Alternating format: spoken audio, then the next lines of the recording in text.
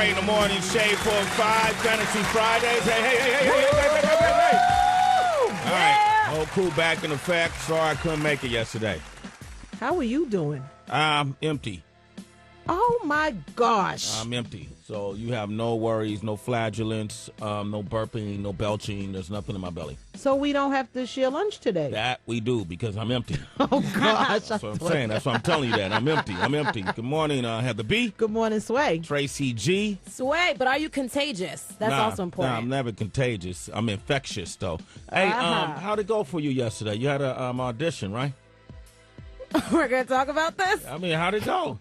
It went well. Yeah? Yeah, I thought it was, I learned a lot about myself and with other people. It was a good, free course in sociology. Sociology. She had to audition for something that involved a lot of other people and combining personalities. What? Yeah. So that's the most I could give on it. Okay. All right, so it went well. What a sad day yesterday to find out that Nelson Mandela passed away. A lot of people have been anticipating his transition, if you will. 95 years old. 95 years old, Sway. It was funny when you were here talking while the music was playing. I thought about it. You know, my first time with Boogie Down Productions and recording with them, my first rhyme was about South Africa and Nelson Mandela and William de Klerk and Margaret Thatcher. And it made me go back to all of that and just thinking, wow, for so many years, we've lived with legacy and a legend. And just to see him make the transition, it meant a lot. It meant a lot. My daughter hit me last night and, asked me, how sad is it that he passed away? And, she's 15 now. So it's interesting for me. I told her that when I was in elementary, I did a book report on Nelson Mandela. Really? And that throughout our whole lives, he's been this this global figure that just, fought for equality, and then he was against the racist policies of apartheid in South Africa and was thrown in jail for 27 years. Thrown in prison for trying to overthrow the president, then coming out and overthrow the government, and then being released from prison and becoming the first indigenous African to be the president of South Africa, and just continued his plight until his dying day. I had an opportunity through one of our mutual friends to go over there and interview him. His family wanted to ask if I would come do it, but that was around the time he got ill. So they didn't want to have him on camera during the interview, and he wasn't, 100%. I was actually able to go out there for the inauguration, and I remember my first time, my whole view, being in South Africa, Pretoria, Soweto, Johannesburg, it changed my whole view of Africa and the people, actually being out there for his inauguration. So, indeed, it's a sad day for a lot of people. Man who won a Nobel Peace Prize in 1993. We're going to open up the phone lines, 888-742-3345. And I really, hopefully one of these artists that we've all catapulted their careers to such success will maybe take take a clue from it and become that kind of leader. Don't you wish one of our artists could become that kind of leader? Like Chuck D? Like Chuck D, or even one of these younger guys that's in the game right now, or even a Jay-Z. Who would that be? Who would be our Nelson Mandela? Give us a call, 888-742-3345. Sway in the morning. Morning Shade 4-5. We talk about Nelson Mandela. Rest in peace. And thank you for the life and the legacy as his spirit lives on. We got Heidi on the line in Atlanta. Good morning, Heidi. How you doing? Hey, Heidi. Good morning. Good morning, guys. Hello. How are you? I'm headed to work. I just wanted to call in and make a comment. I do listen to you guys almost every morning. Oh, thank you, Heidi. Thank you so much. But, yesterday when I heard that he passed away, I'm 24, and I was kind of sad because growing up, as a little kid, we used to watch, the movies that they would make about South Africa. And I know Disney had made a movie about apartheid and what was going on in South Africa, stuff that was happening in the 70s with the racism and stuff like that. And I can remember being a little kid just saying, wow, they're still dealing with stuff like that over there. And to know what Nelson Mandela, stood for and how much he cared about his people. And he made a statement and said, people who are determined to do anything can overcome anything. So people who are determined people who are determined can overcome anything. Yeah. And that is just amazing. And just to know that he was 95, he lived a long life, and that he'll mean so much to a lot of people, and it meant a lot to me. And I'm over here in America, you know, and like I have a almost 2-year-old daughter, and definitely we're going to go down to the Nelson Mandela, Free Mandela is a rock here in one of our parks in Atlanta, and we're going to go and pay our respects this weekend, take some flowers down to his here's a rock here that says Free Mandela. Wow. And just, you know, I'm going to teach her about him as she grows up, so she'll never forget him as well. Absolutely, Heidi. It's interesting how he's transcended the generations, like Heidi being 24 years of age. I was going to ask you, how did you know about him so young? Because I didn't find out until much later on when I got down with BDP. How did you know about him so young, Sway? My mother kept us in the know of a lot of powerful leaders, you know, speakers who just came from challenging, who have been disenfranchised, and she kept us aware and conscious of our legacy and our affiliations. So early on, some of my earliest book reports were on my first book report was on Muhammad Ali. Right. Then I did one on Dr. Martin Luther King Jr. Then I did one on Nelson Mandela. Then I did one on Malcolm X. And then, you know, Medgar Evers. You know, all these different key figures. Wow. And whether they were from Africa or African American, you know, she just kind of empowered us.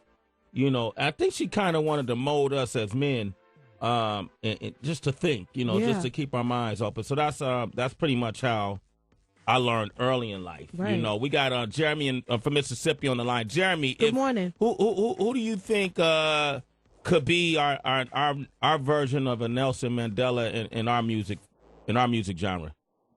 Well, in our genre today, you know, I was thinking, you know, personally, my opinion would have been Tupac Shakur with.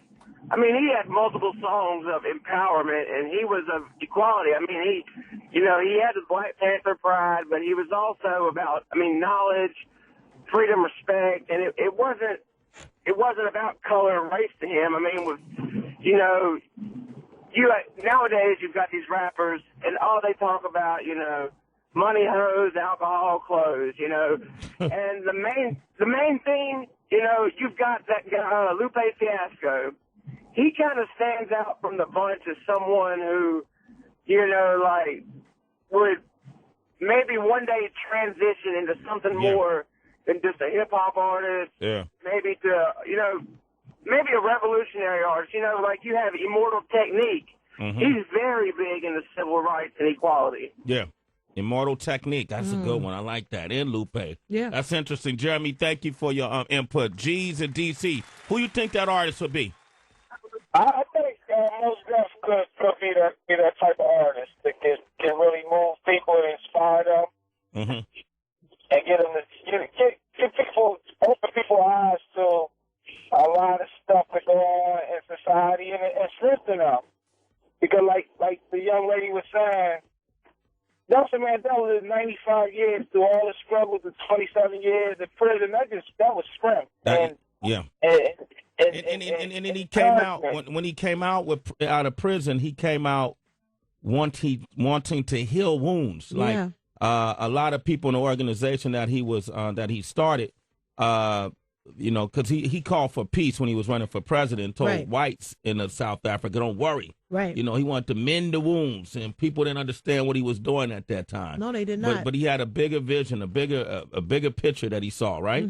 Absolutely. Up next, we're going to find out how it is that Nelson Mandela himself wanted to be remembered. Sway in the Morning, Shade 4-5, 25 minutes into the hour. Read all about it. Hey, save your change. Sway's got your daily news right here, huh? All right, 32 minutes into the hour. We just been talking this morning about the life of Nelson Mandela, who passed away yesterday at 9 p.m. South African time, 95 years of age. Interesting because, you know, maybe about a year ago, CBS approached MTV and we were going to do a segment commemorating his life because at that point they thought, you know, they didn't realize how much time he had left ahead of him. Right. And the man was so strong that I think he surpassed even what the doctors thought he would live. 95 years of age. Can you imagine? No, I cannot imagine. But I think now, Sway, on the other side of it, with Idris Elba having a new film out and Jennifer Hudson, who stopped by and spoke about Winnie, I think these films now are so timely, you know, with everything that's happened, and people will get to see the legacy and the things that you've been speaking about his life. You know, speaking of that film, Prince William was at a premiere of the film Mandela Long Walk to Freedom when he heard about the news, and he said it's extremely sad and tragic news. In fact, a lot of pop stars have also commented. Oprah Winfrey said one of the biggest honors was to meet Mandela. He was everything you ever heard and more, humble and unscathed by bitterness. Indian Prime Minister Manmohan Singh called Mandela a giant among men. Former Secretary of State Colin Powell said he was moved by Mandela's humbleness. He was a humble, gentle, warm person, even though he was a fighter on a military stage as well as the political stage. Bono from U2 said in the end, Nelson Mandela showed us how to love rather than hate, not because he had never surrendered to rage or violence, but because he learned that love would do a better job. President Barack Obama shared his sentiments with the world as well. And we've lost one of the most influential, courageous, and profoundly good human beings that any of us will share time with on this earth. He no longer belongs to us. He belongs to the ages. Through his fierce dignity and unbending will to sacrifice his own freedom for the freedom of others, Madiba transformed South Africa and moved all of us. You know, and here's what, you know, in transition, we don't call it death in my family. We call it transition. People have different ceremonies. Culturally, people have different ceremonies and practices on how they deal with that transition. For the, how you say, the Xhosa people of South Africa, death is traditionally not something they talk about or to be planned, but those close to Mandela, they didn't have any choice when he was ailing and to move him to life support. And this is what I was saying, like people didn't understand how long he would be here. In the final years of his life, there were plans that were hammered out between the government, the military, and his family. Right. They knew they had to plan the farewell because of, you know, this figure, such global figure, so big. The 10 days of mourning will combine Western tradition and those of Pembu, Mandela's native clan. For the first 4 days, traditionally, leaders will gather around Mandela for a ceremony called the closing of the eyes. During the ceremony, they'll talk to him along with tribal ancestors to explain what's happening at each and every stage to ease the transition from life to beyond. Afterwards, it is believed Mandela's body will be embalmed. No public events will be held until the 5th day of his death. On that day, tens of thousands of people, can you imagine, are expected to converge at the soccer stadium in Soweto for a memorial service. Now, it's not clear if his casket will be there or not. His body will lie in state for 3 more days. In Pretoria, the first day, dignitaries will get a viewing. On days 7 and 8, the public will be allowed in. 9 days after Mandela's death, a military aircraft will leave a Pretoria Air Base and fly south with Mandela's casket. His body will be taken to his home. On the 10th day after his death, the funeral will take place outside of Mandela's home. According to sources, the funeral will be held under a large tent nestled in the hills where Mandela ran and played as a child. Even with this larger-than-life memorial, Heather, Mandela himself had his own idea of how he would love to be remembered. I would like to be remembered, not as anybody unique or special, but as part of a great team in this country that has struggled for many years, for decades, and even centuries, to bring about this day. There it is. Rest in peace, Nelson Mandela, but his legacy would truly live on. His spirit is in all of us. Absolutely. All of us have been affected by his plight because it affects all of us. Yeah. Right? And congratulations on a life well lived. Up next, we got a special edition of our sports report. Austin Trout, boxer, former world champion, will be here to join us. Let's have a moment of silence for Nelson Mandela.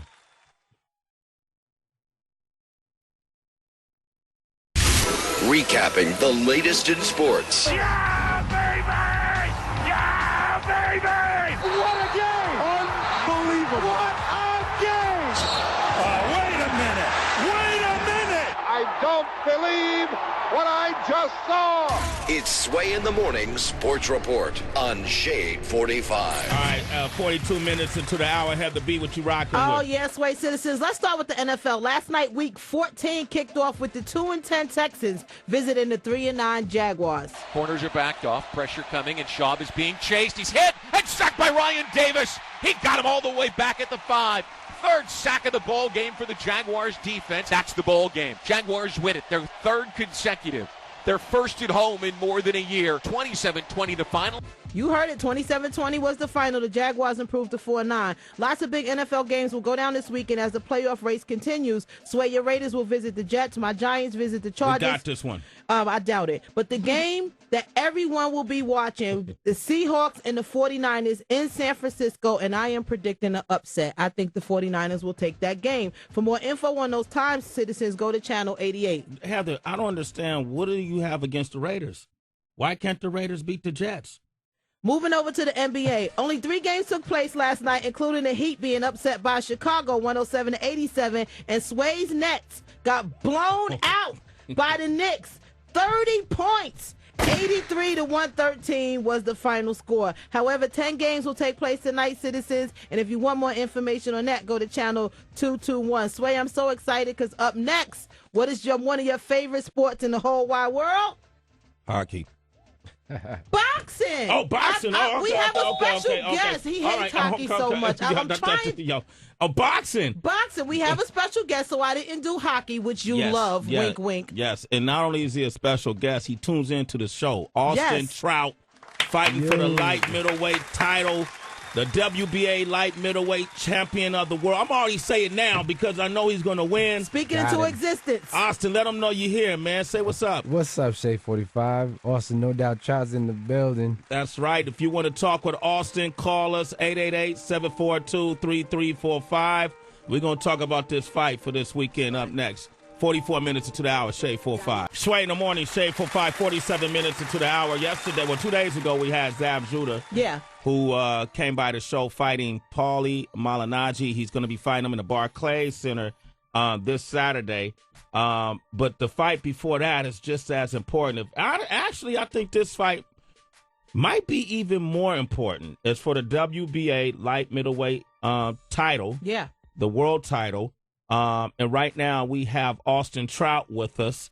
And I became a fan of Austin Trout a few fights ago. But when he beat Cotto, I think you shocked the world because a lot of people didn't. Did you get that impression too, that people counted you out before the fight started? Going into the fight, reading the forums, reading what the critics say, they didn't give me a chance, and I kept trying to tell them, like, I'm bigger than this guy, I'm faster than this guy, and I'm stronger than this guy, and right away, who is this kid? He didn't deserve a shot at Cotto. Mm-hmm. Cotto's using him as a stepping stone to get his belt, to get back to Floyd.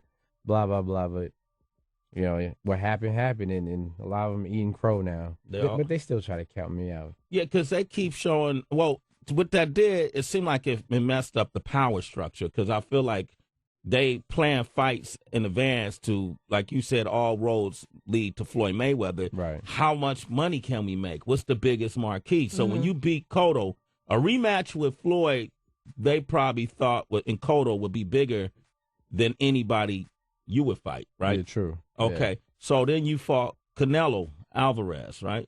And you lost that fight.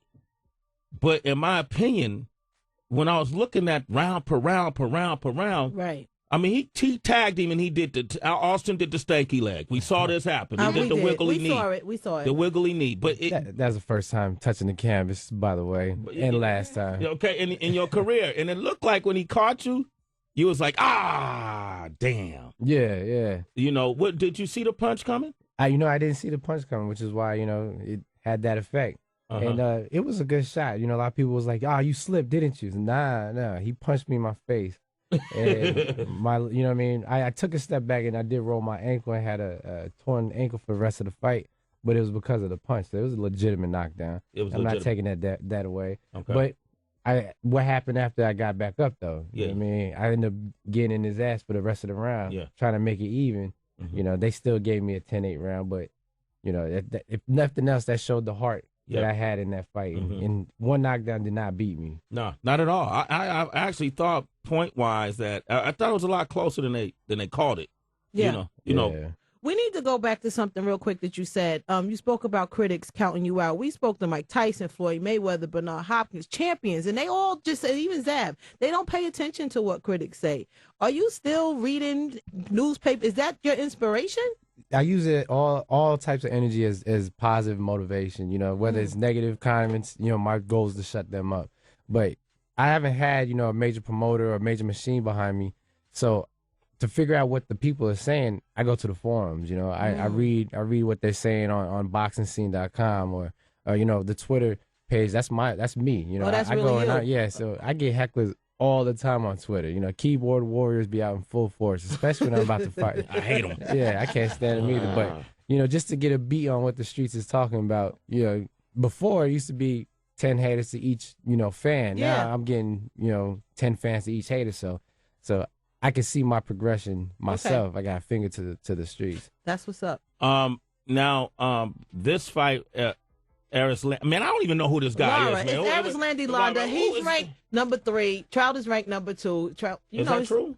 Well, that's in I think the top 10, like ESPN top 10. Okay. But for the WBA ratings, he's the interim champ. I'm number 2, so we're fighting for the world champ. Yes. Number 2. Okay, so this is for the world championship. You get a belt back because you held the belt for not even one complete fight, right? You won the belt. I had the belt for 2 years. 2 years. I had it for 2 years. A lot of people don't know that either. No, that's crazy. Yeah, I was under the radar the whole time. Yeah. How does that happen? What are the politics like?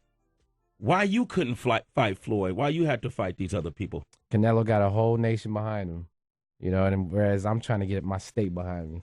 Did it embarrass you the way Floyd embarrassed Canelo? Yes. Oh, it sure did, man. I was sitting there ringside like, come on, Canelo, you making us both look bad, bro. He got beat that bad, right? Yeah. What does Canelo have, man? How hard is his punches? Like, he's strong. He is strong? I mean, I got a good beard on me. You know, I got a good chin, and I've taken punches from super middleweights, and you know, he was the first person to really actually hurt me. For a small period of time. For a small, I like how you point that out. Yeah. You haven't shown people. Well, we haven't seen because you've been under the radar that knockout punch that makes fights exciting. You know, it's there. It's there. Do you feel like a little bit of urgency that I gotta win, but not only win big? I do. You know, we're not gonna look for the knockout because when you're looking for a knockout, it never comes. But we're gonna force the knockout. You're gonna and you don't need to know this guy's name. Eris Landy Lada. I'm about to get rid of him. You're going to get rid of him? You're going to race him? All right. Wow. Now, we're going to take your phone calls. Austin Trout is here, 888-742-3345. You want to talk to him, give us a call, 53 minutes into the hour, Shade 45. I'm dedicating this to you, Austin. Yeah. Sway in the morning. Austin Trout is here. No Doubt Trout. No doubt. If you want to reach him on Twitter, it's at No Doubt Trout. You shouldn't doubt this man. I like his style. I like your fight style. It's precise. It's complicated.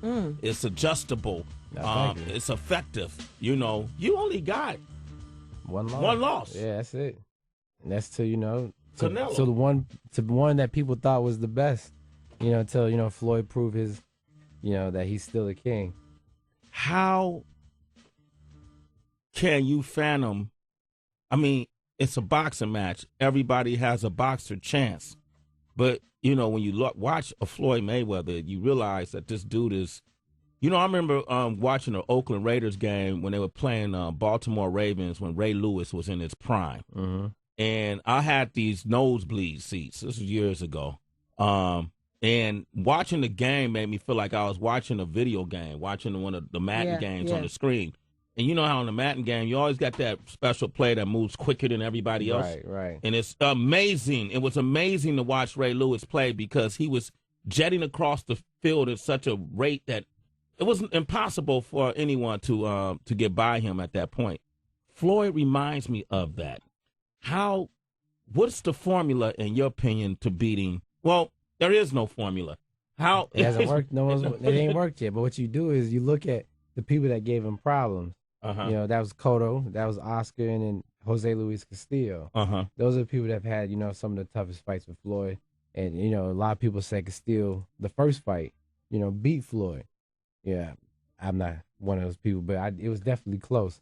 So you kind of take what they got, and just implement in your game. And one thing is you gotta let your hands go. You can't sit there and wait for him because he's so doggone fast. It's like he put a cheat in the Game Genie and just has that extra speed on everybody else. You know what I mean? It's like it's not fair. Was that a video game reference? Right? Yeah, I'm a gamer, baby. You're a gamer? I'm first generation. Yes, Heather. Oh gosh, Yes, Atari. I stunned it on the right there. 2600, yeah. Thank you very much. And television, ColecoVision. All right. Okay, so that's what you got to do in order to beat Floyd. You see, but here's the problem: Castillo, people say he may have beat Floyd in the first fight, but whatever he did in the second fight, he ain't do it. Floyd destroyed him. Floyd adjusted to it, right? So whatever that was that Oscar was telling the world that he had the blueprint to beat Floyd, even though Floyd beat Oscar, right? And Canelo couldn't do what Oscar kind of did with Floyd. Right, he didn't even try. Because he's an enigma, he adjusts. Right. Right? And as you look, like when he fought Shane had him, you know what I mean, almost out for that second round. And then Floyd made his adjustments mid-fight, and Shane couldn't touch him after that. He couldn't touch him. That's amazing. Uncle Roger. But do you think Floyd was almost out like that punch Shane threw? Yeah, I've never seen Floyd, that wobbly before. He held on for dear life. Yeah. Yeah, he was hurt. He was hurt? He was hurt. All right, I don't want to spend your interview talking about Floyd. Your fight is this Saturday. Right. You ready, champ? I'm ready, man. We've been working hard. Okay. Hard for 2 months. This guy, he ain't no joke. Yeah. He comes from Cuba. He's got, over 300-something amateur fights, world champion amateurs. And, his last fight, he beat up Alfredo Angulo, who's a tough cookie. But Angulo had him down twice. So if Angulo could touch him, I could touch him twice as much. Yeah, and I believe that. But them Cuban fighters, bro, they're something else. They're slick, yeah. They're complex. We got Nehemiah from Houston on the line. Say hello to Austin Trout. Go ahead. Nehemiah, you there? Nehemiah. Yeah, what's up? Go ahead. Say what's up to Austin Trout. What's up, Trout? How you doing? I'm good. How you doing, bro? I'm good, man. It's Neo, man. We're out in Houston. We will be watching your fight on Saturday. Wanted to wish you good luck. I appreciate that, bro. That's what's up. We got Antoine in Georgia. Go ahead. Hey, how you doing? Good morning. Morning. I also want to ask you, after this fight, are you more interested in avenging your only loss or maybe moving up to middleweight and fight somebody like Kid Chocolate? So, man, I gotta avenge my loss. I can't walk around with this one in that loss column. The only way to erase that is by, getting the guy who got me. Do you think he will fight you? Because at the stage with Floyd, they probably feel like he's the next coming. I don't know, but we're gonna force it. We'll figure a way to make him get in there. Okay. Well, you could come up here and just snap on him. Yeah. Beat Kanye, dude. That's all you got to do. Do your Kanye thing. Get a ring. Hey, you ain't got the answers, Canelo. There it is. You ain't got the answers. There it is. Austin Trout, ladies and gentlemen, I know you're going to do well this Saturday. No doubt. I'll be watching. I got to go to Miami tomorrow, but otherwise I'll be watching from Miami. Otherwise, I would have been there. Okay. All right? Cool, Austin Trout, no doubt Trout. Hit him up on Twitter. Up next, we got Fred Mwanga Ganga from Media Takeout is going to join us at Celebrity Wire. Yep, but we got to find out what the top 5 stories from his site are. Shade 45, Sway in the Mornings, Buster, Q-Tip. Yeah, Sway in the Morning, Shade 45. Now, we got an interesting show today. My man Hobson is coming by today. Hobson. No doubt. I like him as an artist. Hobson will be here. Jack Osborne. Oh, really? Yeah, he'll be here, too. Yeah. You know Jack Osborne. Of course. His mom just made that comment. Sharon Osbourne, Kelly, his sister. Of course we know the Osbournes. Maz Jobrani is coming by later on in the show. The comedian. Yeah, the comedian. Actor. Yeah. Iranian comedian. He's funny as hell. The Audible Doctor and Ellis will be our rappers today as we do our Friday Cypher. Right now, we just walked in the room, ladies and gentlemen, the one, the only Fred Mwanga Ganga. All right, from Media Takeout. Hey, we're going to do the top 5 stories on Media Takeout. That's right. All right. Okay, Fred Mwanga Ganga is here. Sway in the Morning, Shade 45. Taking a look back at the month in entertainment, it's Fred Mwanga Ganga. From Media Takeout on Sway in the Morning. All right, 9 minutes into the hour. Our good buddy Fred Mwanga Ganga is here. Yep. Congratulations, Fred. Yeah, thank you. Yeah, congratulations to Duke. Can we talk about that show? Well, no, it's not, nothing's been done right now just yet. So we're still working on trying to get a show off the ground. Okay, Fred, I won't say much about it, but there's a show in the brewing. Could I say the network? Yeah, I mean, how y'all gonna tell me what I can say on my mic? I'm not telling you anything. Halfway. I know how you operate right now. I've seen you. I've seen you in action. So hey man, we can turn these mics off. I'm not saying nothing. Halfway. All right. Yeah. All right. Well, congratulations if it happens. I'm sure it's gonna come to fruition. That'd be a wise thing for them to do. I agree. All right. So Fred, what's up, man? It's been a crazy month, huh? I know. I mean, there's a lot of crazy things going on. I mean, some of the stuff outside the studio has been going on crazy. There's some crazy stuff going on inside of the studio. Yeah, right. We're going to go over to his top 5 stories on MediaTakeout.com. You, the citizens, tuning in right now. If you have any comments on any of these stories, call us. Let us know your thoughts. 888-742-3345. Let's start with number 5. Number 5 is? The number 5 biggest story of last month is Keisha Cole and her husband, Boobie Gibson, are officially broken up. Really? Yeah. So we've been seeing signs of it, like Keisha be out without a ring, right? And then she removed or covered up her tattoo. That was his name. Yeah, I mean, those were kind of the signs. Keisha was on Instagram, kind of blacking out on him. But now it's kind of like done. I mean, she's out in the clubs with her new dude. I mean, everything's fresh right now. But I mean, she's been out with Mr. Ruggs, an Atlanta producer. I mean, it's out there. Are they hobnobbing and cuddling in I'm the clubs? saying they holding hands in the club, right? That's not a good look. And Boobie, he's been out with a popular Houston stripper named H-Town Sierra. So, H-Town Sierra, not to be confused with H-Town Sierra. Exactly. Future Sierra. Yeah. Damn, I don't know. Is that good when you just break out of one relationship to jump back into another publicly? I mean, we don't know if they're out in a relationship. I mean, a lot of times we see people and they're together and we automatically assume they're in a relationship. Yeah. I mean, they might just be dating. They might just be taking things slow. I mean, I'm pretty sure Boobie Gibson's not in a relationship with H-Town Sierra yet. No, yeah. Okay, cool. Not only that, the guy's a producer, right? That Keisha's hanging out with. Yeah, Mr. Ruggs is a producer. Oh, Mr. Ruggs. Okay, yeah. He's a producer and a promoter, too. Yeah, a lot of times producers and artists hang out together. Absolutely. Like, Mike Will made it was hanging out with Miley Cyrus. But Mike Will made it was smashing. Though. He was smashing? Yeah, he was smashing. How do you know that? I'm saying he was basically out and open with it. I mean, they were in the club together kissing. What? Yeah, man. Let me see a snapshot. Damn, Miley we said that. We said she was going to. Yeah, he was the first one to say she be smoking that perp. Damn. Okay. How he know? Okay, so the number 4 top story in Media Takeout this past month is? The number 4 top story is Drake and Rihanna took home a Houston stripper from from V Live. I heard that, man. I didn't believe that. I'm telling you that we have people up in V Live that told us that is 100% true. Do you pay these people that tell you these things? Nah, I mean, people give us information. And that was a person that, by the nature of who they were, they're very reliable. I mean, Drake and Rihanna, they both had a concert in Houston. Yeah. So Rihanna's concert was first. Drake's concert was second. So they got a chance to spend a lot of time together. And so 2 nights in a row, they went to V Live. And the first night, they got this Latina stripper, and they left with her. Pictures. Are there pictures of them leaving with the stripper? I'm saying you can't really, when you got celebrities like that of that caliber, you start taking pictures, you might get into some problems. Okay. All right. Fred Mwanga Gunga is here. We're going to come back. That was the 5 and 4 top story. We're going to come back with the top 3 up next. Any comments? 888-742-3345. In the morning, Shade 45, 16 minutes into the hour. Fred Mwanga Gunga from Media Takeout is here. We're doing a special edition of Celebrity Wire. We're doing top 5 stories on MediaTakeout.com. Number 5 was? Keisha Cole and her husband are officially broken up. Number 4 was? Drake and Rihanna took home a Houston stripper. All right, we got James on the line from Ohio. Good morning, James. How you doing? What's up, Sway? Good morning, everybody. Hey. James Boogie. Man, I just want to ask a question, man. Mr. Fred, I used to have your site downloaded on my phone, and then one day I was reading one of your stories, and I had my daughter, she's 13 years old, sitting beside me. She's like, Daddy, let me read that. So I let her read it. All of a sudden, she hands the phone back to me and asks me, Daddy, what is this?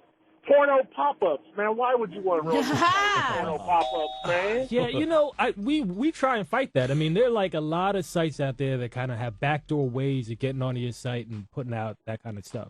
So we're fighting to get it down there. We absolutely do not want anything like that on the site. So we're working hard to get that fixed. All right, so sorry about that. We got Sheila in D.C. Go ahead, say hello to Fred Mwanga Ganga from MediaTakeout.com. Good morning, Fred. Hi, how's it going? Good morning, Sway. Hey, Sheila. Girl. Hey. Oh, Sheila. Yes, that's me. I have a quick question for Fred. I love your website and all that, but I have a question about the caption that you put up there, specifically the one of Floyd Mayweather's wife. How do you know that that's probably her child? Maybe that's a nephew or a baby cousin that she took on vacation with her. Yeah, I mean, I think your captions give off a false article. Well, I mean, the thing about it is we don't know exactly who that kid is, so we made sure that we didn't say that that's her kid. But if you have a woman who 9 months ago we didn't really see anything about, and she's with a 9-month-old kid, and there ain't nobody else with it, at some point you can make some kind of assumption that might be her kid. You know. Okay, I accept it. I love the website anyway. Sway, you guys keep up the great work. I love you guys. Thank you, Sheila. Hold up. Wait, hold on. Sharifa, what did you want to ask him? Hi. So I have a question. Sorry to turn Sharifa, y'all. Give it up for Sharifa. Sharifa J. So I go on the website very often, and I look at the captions for the stories, and they're like most of the time they're like misspelled. So I just want to know who writes your stories, and do you guys like cross check before you post them online? Yeah, I mean, we absolutely fact check, cross check, all that other stuff. Okay. The misspellings over there. I mean, we try our best. Okay. But I guess I got some ignorant folks on staff, and I can't understand it either because sometimes I see it and I'm like, how come you guys didn't catch it? So that's another thing we're working on. We're trying to, upgrade our staff. Spelling, dog? Y'all working on spelling? It's embarrassing. C-A-T. Cat. All right, let's get back to our number 3 top story this past month on MediaTakeout.com is? The number 3 top story is a top celebrity groupie actually revealed which A-list celebrities have the biggest penises in Hollywood. Woo!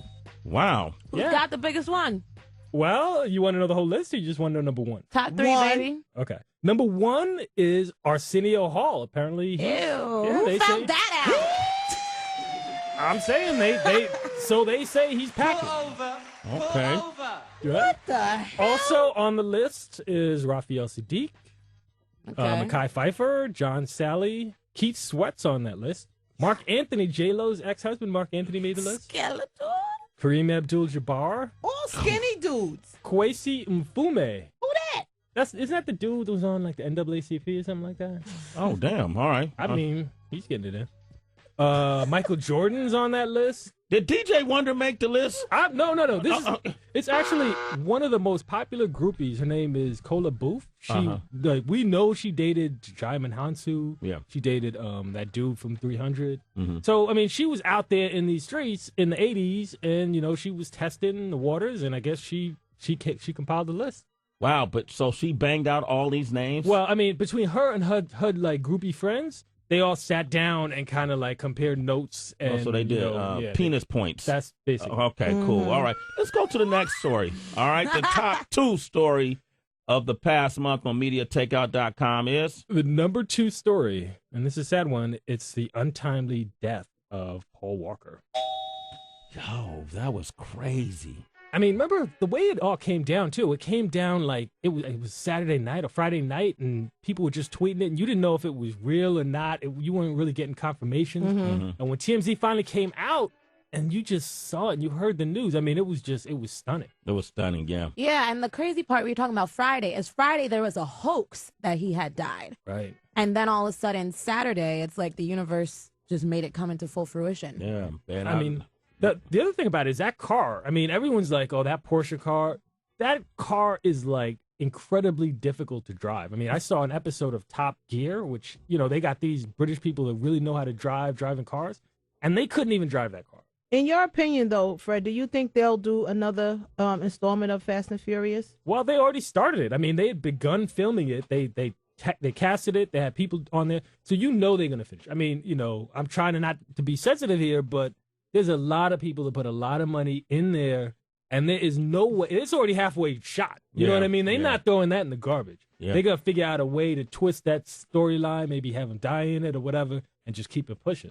Fred Mwanga Gunga is here. 888-742-3345. Top 5 stories of the past month. MediaTakeout.com. Any questions? Call us.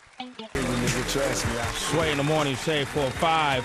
26 minutes into the hour. Fred Mwanga Gunga is here. We're going over the top 5 stories of the past month on MediaTakeout.com. Number 5 was? Keisha Cole and her husband, Danny Booby Gibson, just broke up. Number 4? Drake and Rihanna took home a Houston stripper. Number 3? Top celebrity groupie reveals which celebrities have the biggest penises in Hollywood. I'm going to just let that breathe you for a second. We got Steven on the line from Chicago. What you want to say, Steven? Hey, first of all, good morning, and I love you guys. Listen to you every morning. Thank you. Thank you. Second, I don't know where you got to get information. I'm actually driving past Michael Jordan's gates in about 3 minutes. I live right near him in Vernon Hills. He had his house in Bannockburn. The word on the street out here is he's got a little dick for a big black guy, basically. Ha!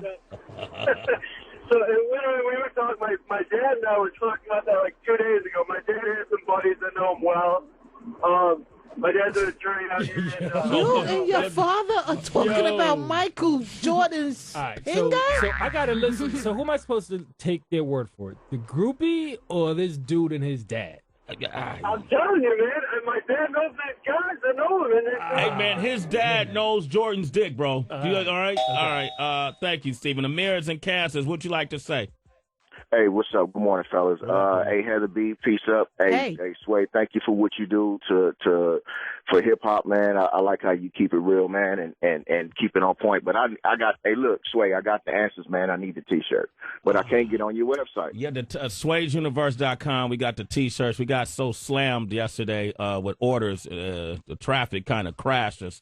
Fred, what should we do about this? We got to buy more bandwidth, or yeah, you can figure out a way to cash your service. But I mean, for now, to get those orders, you should probably ask people to tweet you directly, and maybe they can tweet out the orders. Right? Thank you. Yeah. Tweet me. You on Twitter? Yeah, I'll do that. All right, I'm on Twitter at Real Sway. Tweet me. Hashtag I got the answers. Hashtag I got the answers. T-shirt. All right. Okay, we'll get to you. All right, my man. Okay. Thank you, family. I appreciate you. Number 2 top story in the past month on MediaTakeout.com is the untimely death of the great actor Paul Walker. And the number 1 top story this month on Media Takeout is the number 1 top story is Sway getting ready to fade Kanye West live on the air. Ha, Sway, you made it, Sway.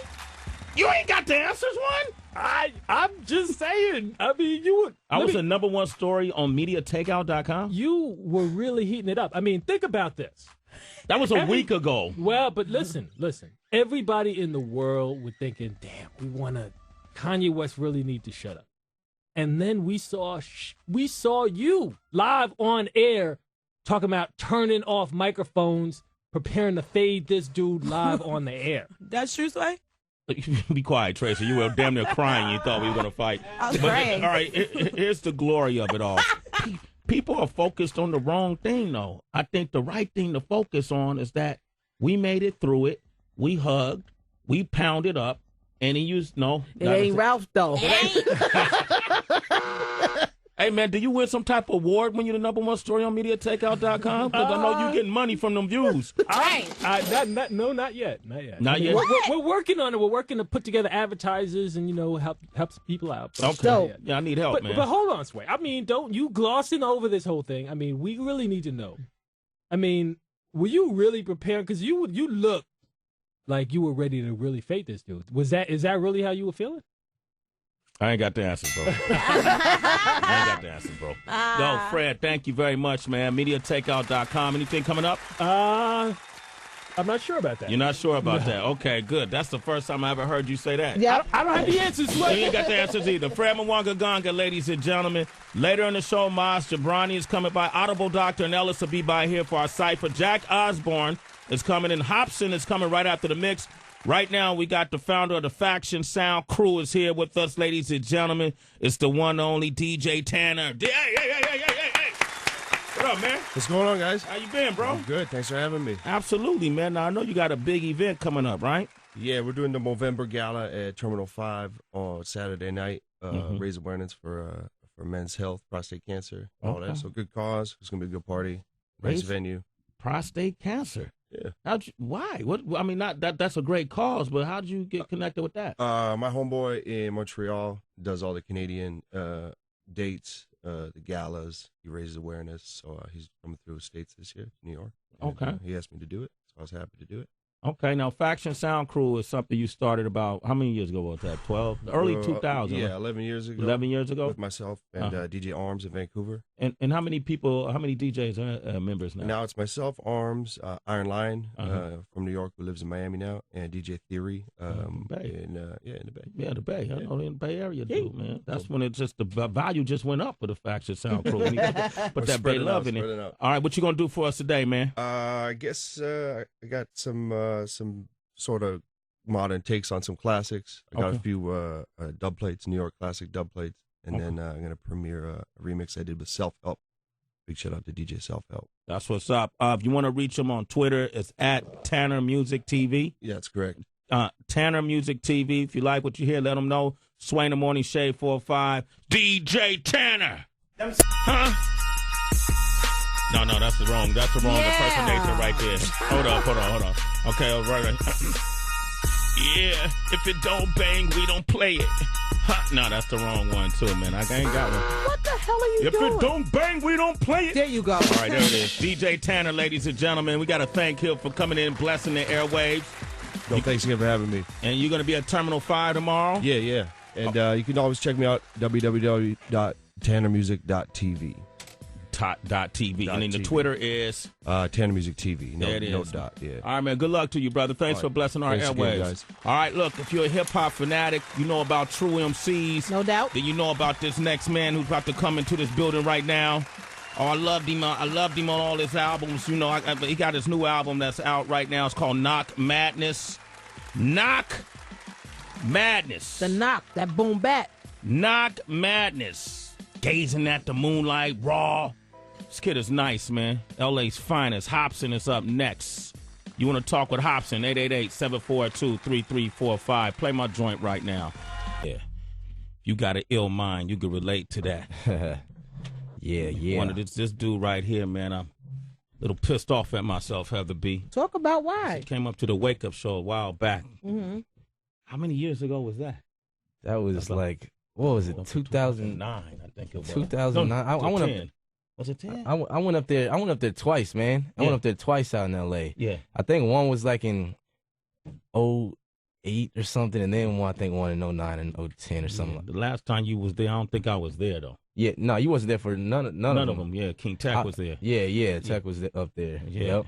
And then King Tech, every time, there's some, we would Wake Up Show, first of all, every Monday at 8 p.m. here on Shade 45. But, right. Yeah. Me and Tech, not everybody that can't come on that show gets us excited, but we try to book people who would get us excited. Right. Yeah. And Tech is a harder critic than me because I got to play diplomat because of my position most of the time. Yeah. I used to be a rapper, so it's hard for me to shut down a rapper. Mm-hmm. You know what I mean? Because you never know what a man went through to get to the point, unless you're just absolutely whack.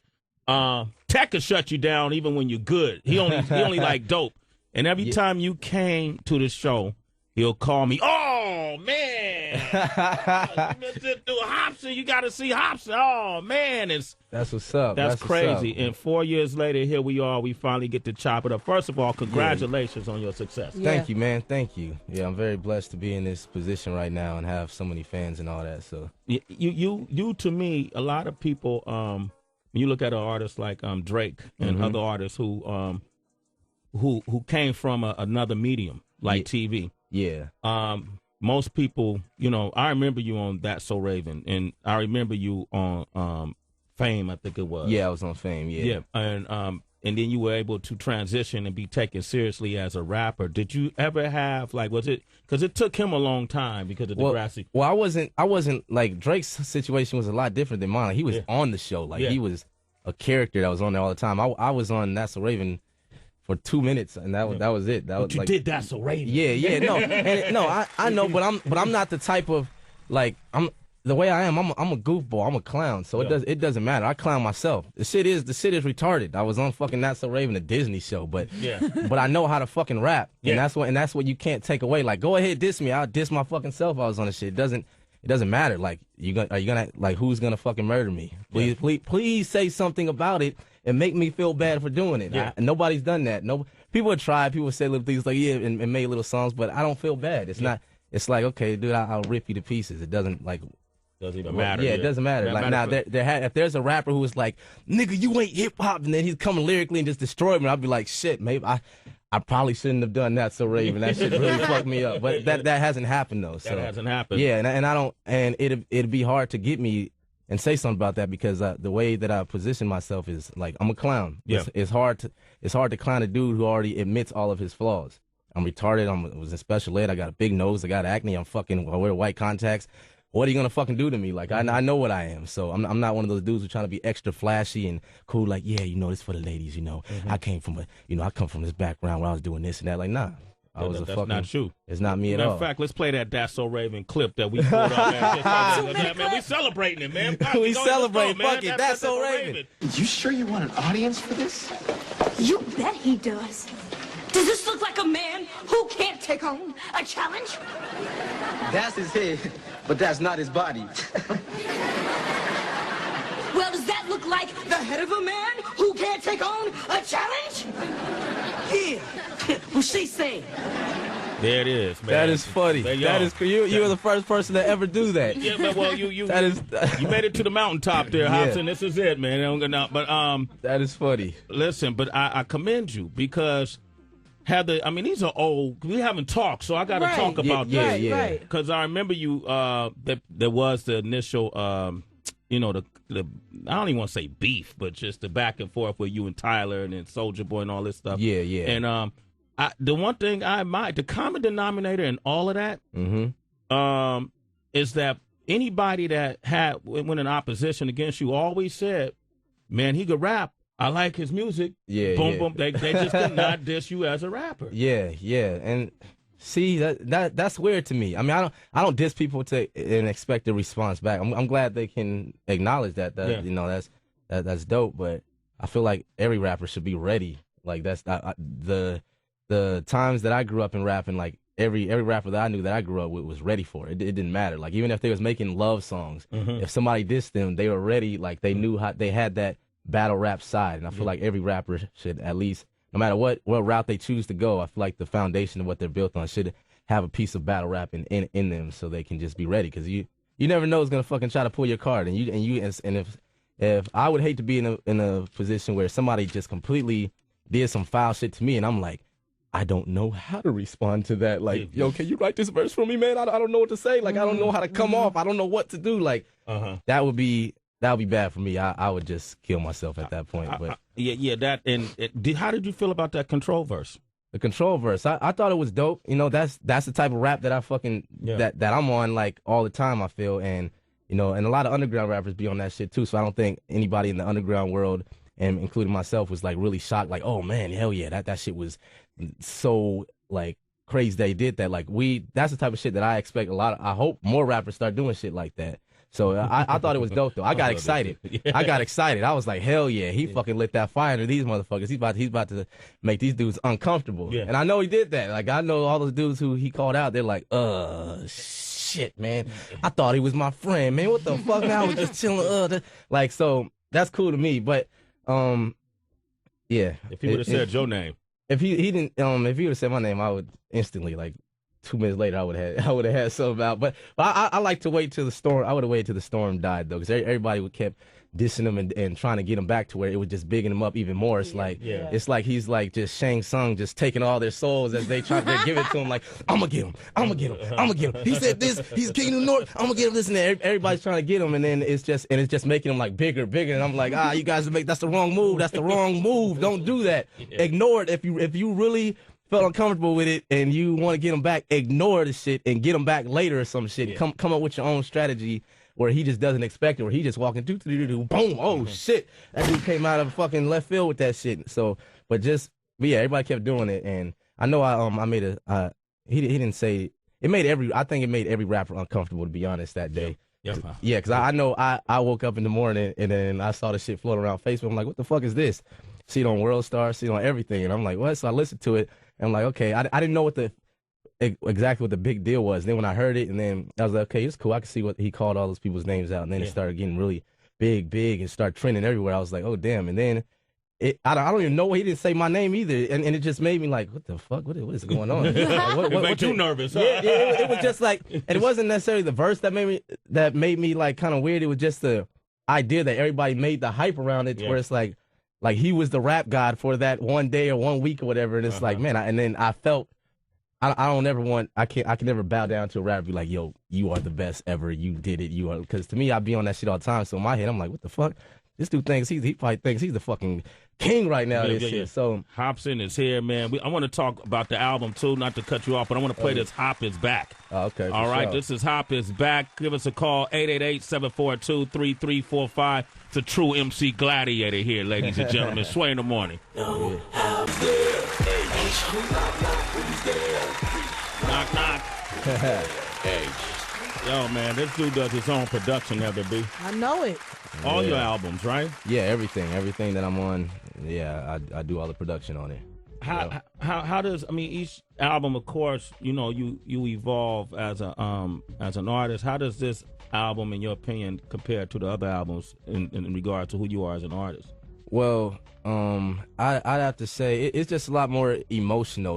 This new album, Knock Madness, it just goes into details about specific things about my life that I've been having issues with. You know, I just open myself up completely and just talk about things that in such heavy detail to where it's like, dang, it almost feels like I'm about to cry on a lot of songs, because it's just I've been going through hard times. So this is definitely like my most emotional album. There are like raw songs on it with just that are straight hip hop, but there's a lot of like pain on the album as well. Can you give me an example, like something on the album that not personal? There's a song on there called "Tears to Snow." That one is really like it's just emotional. It's an emotional type song where I'm just like you can feel the pain that I'm going through as I'm rapping, and there's another song there. But what is the topic on? Because a lot of times people don't think that someone like you you could put a video out and get multi-million views. And, you know, your merchandising does well. You pack houses wherever you go. Yeah. You know, you've been a success story under the radar, so to speak. People don't think that you got personal problems. Like, what are if you look like a lot of stuff online, like, yeah, it might be my like a lot of clowning and all that, but majority of the music I put out is serious shit. You know, I'm the type of rapper where I want to benefit society. All my listeners, you know, if they're young people, a lot of my fan base, you know, unfortunately they do a lot of drugs, and a lot of them just be dropping out of school and shit like that. So I like to kind of like guide them and give them tips on how to be successful and not to go down the wrong path. And I'm a straight edge rapper. I don't drink or smoke, and I've never done either of those things ever. Like I've always been the type of person who I just move off of natural brain power and and like I appreciate my body and everything that it can do for me, and I'm like, I love my mind. I love the fact that I can start from 0 at something and then just think of a way out of it and then get to 100. You know, same with how how I'm here right now. I'm very blessed to be in this situation. I remember just seeing on YouTube or on World Star rappers coming here, and you know, you just keep on plotting and doing your homework,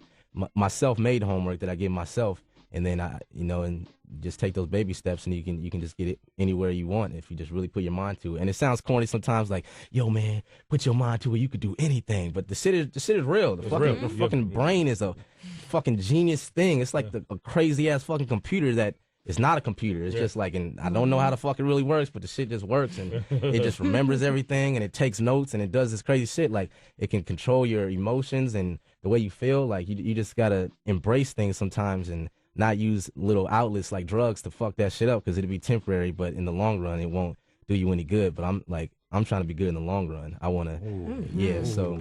Longevity. We loving this dude. Yeah, no, I really like you. And I think the main part of your character is because you're so comfortable in your own skin. Yeah, you're talking about how you can play around with a lot of things. Yeah. You have no problem with putting, your emo-ness on the table. Yeah. And I remember seeing a video. It's true. I'm an emo rapper. Yeah, there's nothing wrong with that balance. And I remember seeing a video, I think it was for Illmind of Hobson 4. And you were cross-dressing as a white woman. I was like, yo, I took it as a joke. Yeah. But then if I went on the net, a lot of people put backlash. Yeah, man, I'm a rapper. That's what I do. That's first. Like, I'm a rapper, but I like entertainment as well. I'm not gonna always cross-dress my videos and dress up as a female. I feel like I think I used them all up. Now I can't do it no more. Else I'm like, I can't do it no more. But it's to be funny. It's just like, it's the fact that just I'm spitting so much ill shit, and in the video I just morph into this fucking crazy ass these females who just say this crazy shit, and it's meant to be funny. But did the clothes fit comfortably? Man? No. If I said they fit comfortable, if I felt comfortable, then that was something would be wrong. That would have been a problem. Right? I was completely uncomfortable doing this shit. It was tight. It was like squeezing my balls together. I felt uncomfortable. Yeah. It didn't feel good at all. I remember when I used to cross dress. I went through the same thing. That's a joke. Hey. That's not a joke. All right, wait, hold on. We got a couple of people online right now. We got Luke from Kansas on the line. What up? Say what's up to Hobson, Luke. What up, Hop? What up, man? How you doing? Man, I'm good. I just wanted to call up, man, about that Tears to Snow track. Oh, okay. Man, that's a lot of inspiration, man. Oh, really? I'm glad, man. Thank you. Yeah, man, I ain't on your level or anything, but, I've been doing this music shit for a while in Kansas. So when you talk about your girl, feeling a little envious towards that situation, I can relate, man. Oh, that's what's up, man. Well, yeah, you say you're not on my level. Just one day, just aim to be better than my level one day, and it'll happen. But just don't be afraid to be real. Like, just because a lot of people are scared to be too real sometimes. Just fuck it. Just say what you feel. You're an artist, so just paint your pictures the way you want them to be painted. Don't listen to anybody else or go off of how somebody else is doing it. Your girl was envious. What happened? What did you say? Oh no! Wait. What did you say? What did you say? What you say about my girl, nigga? Nah, man. The track's about how his girl's upset, man. Yeah. Being a rapper. Yeah. The first verse on the song is talking about my relationship problem with my girl, about how she's getting kind of jealous and with me being on tour and she's not on tour, and then she sees things of other girls like hitting me up and all that. And it's just explaining the details of being a rapper and what a rapper actually goes through when he has a girlfriend and all that. So, but it's in like heavy detail to where, girls sending text messages, how some girls are friends at first, and then they may send a text message, a flirtatious text message out of nowhere because they see you on TV somewhere, and it just brings that excitement out of them, and then the girlfriend will get mad. Like, it's just a lot of shit like that. Yeah, I could relate to that, man. Yeah. That was coming. Yep. You knew that was coming? I felt it. Okay, thank you, Tracy. Don't be guessing what I'm about to think. Okay. But that's real talk, though. We got Matt from San Diego. Go ahead, Matt. Thanks, Sway. Thanks, man. I want to say what's up to you. Thanks for the show all the time, man. Entertaining us every morning. Love Thank you. This. Appreciate it. You're a citizen. Sway in the morning. Yeah, hey, Hop, I wanted to say love your stuff, man, and also, love On Point Films, Georgia Roscoe, all the viral stuff you guys got going. Oh, yeah. Thanks, man. Yeah, shout out to Georgia Roscoe. Man.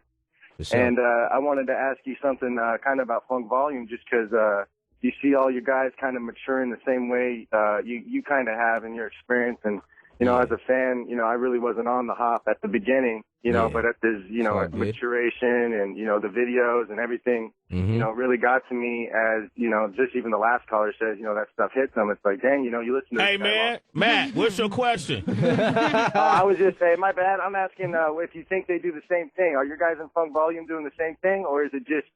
You mean doing the same thing as in like maturing?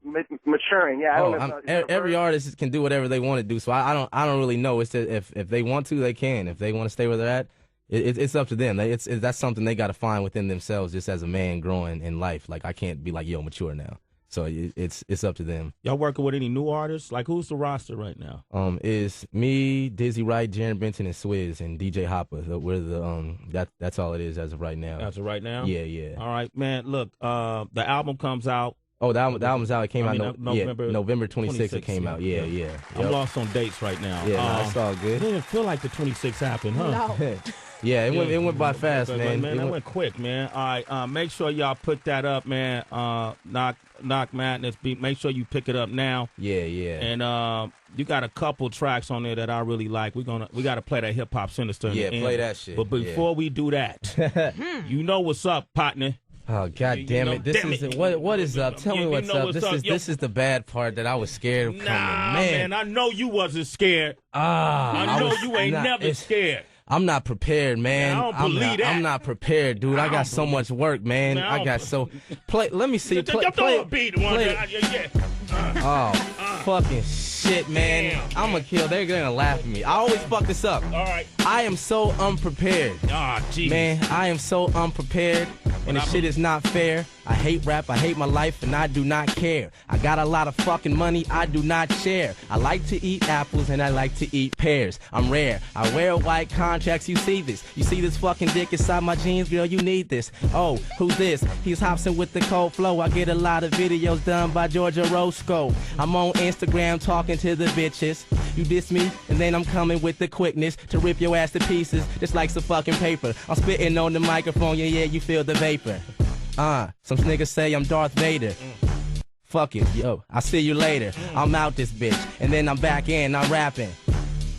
Yo, dog, what happened? My brain is about to lose the shit. See, I'm a lunatic. I don't even know who you are. Yo, who is this? And why you standing on the side of me? Fuck this shit. Yo, I'm about to leave. Say bye to me. That's it. That's whack. That's whack. I don't have nothing prepared, man. That was off the top of the head. It's off the top, though. You beat most rappers written. That's right. I am unprepared. I know I ain't gonna watch this shit when it come out. I'm gonna be like, yo, dude, this is embarrassing. You actually stayed in the pocket. I stayed, yeah. I stayed in the pocket. There was enough variety in the words you chose to rhyme with. That see, when I freestyle, I like to just put my mind in this place where it's like bananas, you know what I'm saying? Yeah, you did that. Yeah. Hey, man, you got to come back because Tuesdays we do a Sway in the Morning concert series, and I would love for you to come up on a Tuesday and we can sit down and talk a little longer and have you perform some of those songs. All right? For sure. And I want to come back, and I've been so busy where I don't have anything prepared, but I'm gonna come back. And I promise you, I will fucking demolish this thing where you just have to take it out and just throw it out the fucking window. Okay, this is what I'm going to say. I promise you I'm going to do that. I want you to write something specifically for when you come back here on Sway in the Morning. It's going to be like 10,000 bars. And shut down the world. I will do that. I promise you. Man, Knock Madness, pick up that album. It's in stores now. Up next, we got the son of Ozzy. Yeah. And Sharon Osbourne. Jack Osbourne. Jack Osbourne will be here up next. You want to talk to him at 888-742-3345. Paso Salsa Fusion.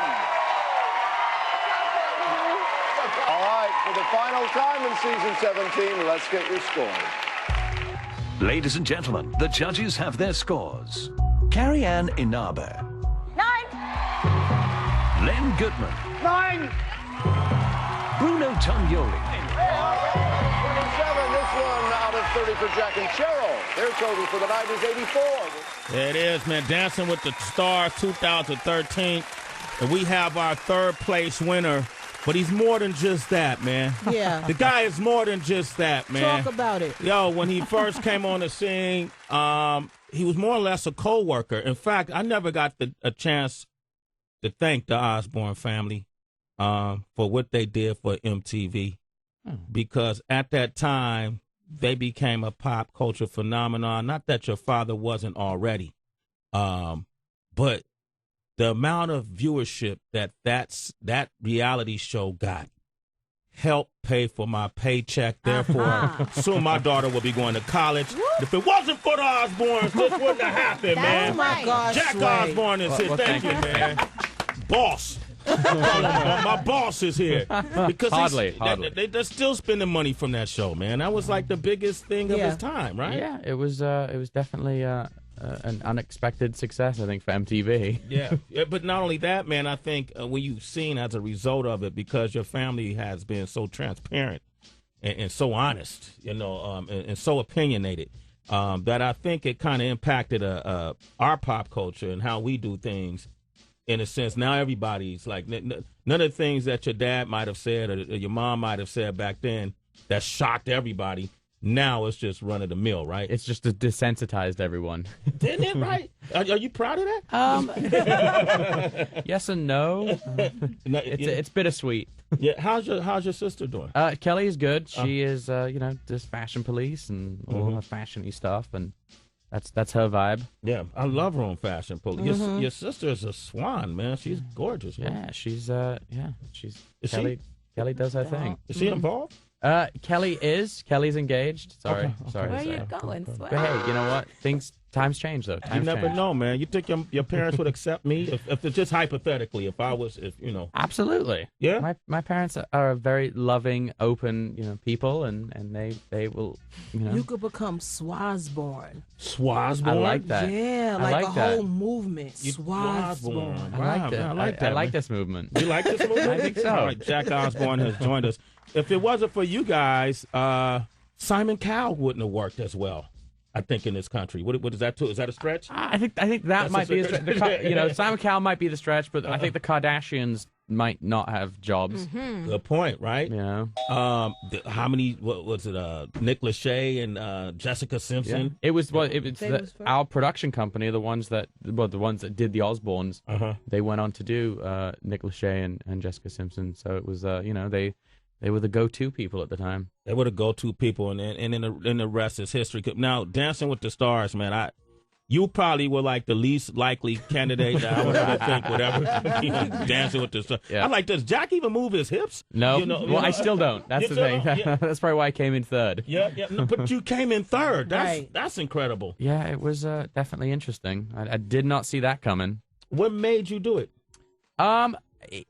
There was a number of reasons, but the main reason was, I got diagnosed with multiple sclerosis in May of 2012, and I saw it as a great opportunity to kind of help continue to raise awareness about MS. And even before doing Dancing with the Stars, I had this campaign in the works. We kind of put it on hold while I did the show, but it's a campaign called "You Don't Know Jack About MS," and it's an awareness campaign, and just kind of help. There's takeaways in it. We did like these webisodes and it's kind of about me living with MS and how it has affected me and what I do. Now, as a kid, you got what is it, remitting? What is it called? Relapsing remitting MS. What's the difference? Or is that so that there's a few stages of multiple sclerosis. Relapsing remitting is kind of, in a kind of layman's terms, is kind of stage 1, if you will. Okay. And it's the most common form, and it means that you get flare-ups and then they go away. Okay. And then there's other stages where people are just in a constant state of flare up, and then it's kind of goes on and on from there. But it's one of those things that 20, 30 years ago, it was relapsing remitting MS was like, oh well, here, take Advil, there you go, you're on your own. But now it's kind of, we're at a place where there's so many different kind of ways to kind of help treat this and kind of keep you moving about and kind of living a relatively high quality of life, that it's kind of cool. We're at the forefront of some real amazing kind of changes. I commend you for being so public and proactive about bringing awareness. I want to also talk about your production company. Jack Osborne is here. I want to talk about your mom too. I really like a lot of what she says, and one of the things she said recently, I think most women should really pay heed to. We'll come back with that is. I'm scared. I'm so scared right now. All right, Jack Osborne, 888-742-3345. Jody gave me for Christmas. Well, it's very nice of him, but you can't go out with that. Oh, shut up. Shut up. Don't tell me to shut up. It's not illegal. It's not illegal. Look how small. Pocket knife blades are bigger than that. Look at it. It's an inch blade. You can't go out with that, okay. Jack. I'm sorry. Okay. All right, when they call from the police station, I just say just lock the fucker up. Okay, so you can't go out with your car because that's a deadly weapon. You're behind the wheel. Excuse me, is this a deadly weapon? No. You can get locked up for that. You cannot go out with it. With what? That, it's not illegal. You're not going It's a out 1-inch blade. You can't go out, I'm taking it out. No, Dad. I'm not going out with it. Did I say I was going out with it? No. You assumed it. Oh, wow. Jack Osborne is here. That's just a glimpse into what it's like living with the Osbournes, right? Not anymore. No, y'all changed. It's not like that. You ain't carrying around those switchblades or nothing, bro. No. No. No. But your parents are iconic now. And, both of them are so. And your mom often, she's on that. What's the name of the show? Talk. The Talk. And I don't know do you watch The Talk? I'm usually working when it's on, but I do catch the occasional episode. Okay. She made a comment about vaginas recently. She does that sometimes. Yeah, she talks a lot of pussy. And this one, I do believe that people should pay heed to. She has a good idea. She's on to something. Having my vagina tightened. Get It away. was Did you Did you really? Oh, it was just What the? excruciating. It's a little rough. Wow. A little rough. What's that entail? See, look at the face. What's Yeah. Look. What's that entail? I'll show you later. You know what? My mom's getting old. She's in the early stages of senile dementia. Is what I'm kind of how I'm justifying that behavior to myself.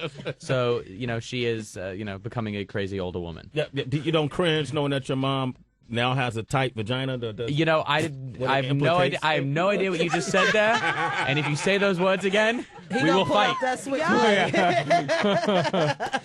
right, that's fair enough. She's my Shiro. Because had she done it when you were born, man, that would have been just really painful for you. Probably. No, I'm joking. I'm gonna leave it alone. I'm gonna leave it alone. Wow. I'm gonna leave it alone, man. I'm gonna leave it alone. Sway's coming out swinging. Now I love Jack, man. You look absolutely great too, Yeah. man. We thank you. We watch you start also bringing awareness about health and fitness, and we watched your transformation and getting your body where you needed to be. But I know also there was a mental and spiritual transformation in that too, right? Absolutely. Yeah, absolutely. And it's I think it's I think all those things are needed for growth. Yeah. You can't just be one aspect. It's got to be kind of a whole whole package. The whole package, right? I'm still working on mine. I might need some tips from you. I just got shoulders. My shoulders kind of hide it all. But that's where the strength is. Yeah, in the shoulders, That's right? right, Okay. All right. Jack's also very smart, Heather B. And I thought you guys should know each other because he has his production company. Yeah. Right? And Heather. We were talking about it while the music was playing, and he was telling me how he started it because he was always curious about how it all worked. And we were just saying how it's smart to just start your own company where you can control some of the things. But I wanted to know, besides the show that you're doing now, do you plan on producing film? What else? I mean, we'd love to. We would love to go in the direction of feature films. But right now we're kicking a lot of ass in the reality world. We sold. We've got 3 pilots about to go into production on, and got about another 9 shows in varying stages of development with different networks, and so we're trucking along and trying to make some good TV. This Haunted Highway show.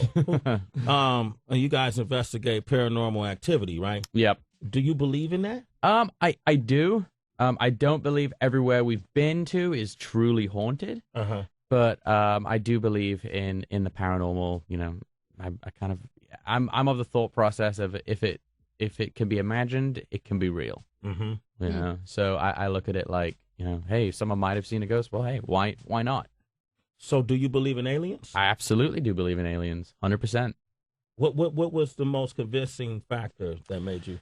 I mean, if you would just break it down on like a scientific kind of basis, there are more stars in the universe than there are grains of sand on planet Earth. So, if every star is a sun like ours, there's got to be there's planets, and they discovered like 3,500 new planets recently. The exoplanets, and out of those 3,500 they've discovered, like hundreds of them are in the right distance between the sun, the sun that they're around, to kind of hold life. Yeah. So what's to say that there isn't, life in, whether it's intelligent or whether it's little microbes, whatever. I mean, it would be an awful waste of space if God did create this universe and only left us here. Yeah, man. It would be like, really? Like, why not just give us like a little island instead of this big place? Big planet, right? Because we would have screwed it up, right? Right. Well, we got to have somewhere else to go when this place starts falling apart. I know, right? Well, listen, Jack, man, congratulations on your success. Thank you. Dancing with the Stars threw me for a loop, but you actually move your hips. Congratulations on your daughter. Thank you. I have a daughter. Yours is about what, one now? She's 1.5. 1.5. Yeah. Minus 15. Uh-oh. Okay. Call me in about 11 years. Yeah, and we'll talk We're misery. gonna talk. Yeah, exactly. Talk misery. Yeah. Well, I'm going to be investing in a plot of land in the desert, and I'm pre-digging graves. Okay. I don't know if you want to get in on it now. I mean, it's my... Absolutely. I definitely want to get in on that investment. Jack Osborne, ladies and gentlemen. And everyone should go to youdon'tknowjackaboutms.com, and that's where the all the information is about the PSA kind of thing I'm doing. Absolutely. And we'll post it on our site and awesome. Tweet it out so people go on. Thank there, you very okay? much. Jack Osborne, man. You great gotta chatting love with this you guy. guys. Absolutely, man. We got Audible Doctor coming up, and Ellis 2MCs about to destroy this cipher. Next, Sway in the Morning. It's Sway in the Morning. Right here on Shade 45. It's crazy how your heart just has a mind of its own. Oh yeah. Like when a smile that makes the choice on its own.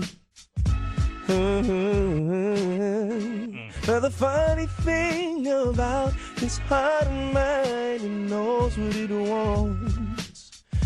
Yeah. But my mind tries to deny it. But girl, I can't fight what I know, baby. I know I want you, baby. I want you, baby. Said I want you, baby, yeah. Every day, every night, and I'll do anything to make this right. Alright, yeah. What up, citizens? This is Luke James, and you're listening to the Sway in the Morning Show, Shade 45. Why? Talk to me, oh. Said I want you, baby, no, no, no, no, no, no, oh.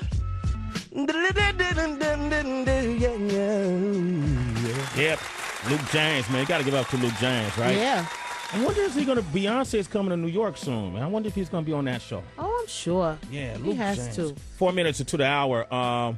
We got two MCs that are coming up here. Ellis from Baltimore and Audible Doctor be up here as well. Mm-hmm. And these are up-and-coming MCs that's going to jump on this cipher. Gotta hear them out, Sway. And if you're Iranian or you know about the Middle East or a Persian, Maz Jabrani is coming by as well. He's going to be our comedian for the day. Up next, what? What's his tagline? I keep forgetting about what he says. Donuts, hot dogs, my friend. What does he say? Something. Ask Najee. He Indian. He's not Indian, Heather. Oh, what is Najee? No, I'm talking about Najee is, but Maz isn't. But Najee know about all of them. What it ain't the same thing. Holy moly. Yeah, okay. Yeah. All right. With all of them, it's not the same thing. I'm going to have them break it down for you, okay? All of them, yeah. Yeah, all right. Movie Junkies up next with DB, Sway in the Morning, Shade 45. The most critically acclaimed critical critic of them all. It's Movie Junkies. This be calling me, man. Be calling me, man. With DB. You are such an asshole. On Sway in the Morning. Hey, good morning, citizens. Hope everybody got rid of those food babies. Thor: The Dark World fell down to number 3 at the box office with 11.1 million. Better get to the theaters quick before this one is out of here. You're wasting your time, Eric. There's nothing to see here.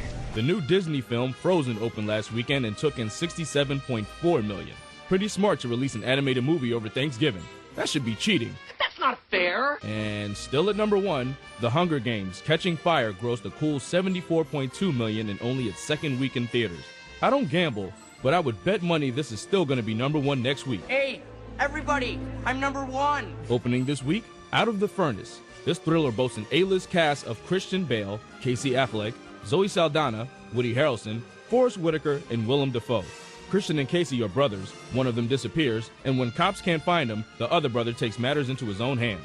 I ought to put a piece of lead in your ass and take everything. John, you back here? Oh, I'm sorry. Should I come back later? No, it's okay. We're finishing up.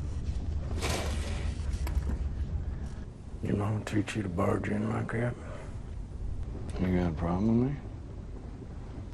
I got a problem with everybody. With a cast like this, you know it's got to be good. Yeah, it was a good movie. Also opening, The Last Days on Mars. Let me warn you, this movie kinda sucks. But there wasn't much else being released this week. Liev Schreiber and a group of astronauts are overcome by a mysterious force on Mars. Stop! Oh, no, they're still in there! Get off me! Get off me! It's okay, you're disabled. They can't get You up. don't know what they did. It's okay. Look for yourself! What the hell happened to them? It's low pressure. Near vacuum. They've got the bends. When are you guys gonna get it? It's not them anymore. They're gone now. Ah! That door's reinforced still. They can't get through. This is a limited release, so you may not even get a chance to see it. Sorry, I missed it. 'Tis the season, so I'm kicking this week's classic Christmas holiday pick off with Scrooge. Bill Murray plays Frank Cross, a cynically selfish TV executive haunted by the three spirits of Christmas. I'm warning you, Frank. Don't waste your life as I did mine. Waste? How can you say that? You're a legend in this business. You're the man who invented the miniseries. Mankind should have been my business. Now, it's too late for me, but it's not for you. You can be saved. You are going to be visited by 3 ghosts. Ooh, 3 ghosts. 3 ghosts, Frank. Expect the first one tomorrow at noon. If your boss is a mean asshole, buy him this as a gift.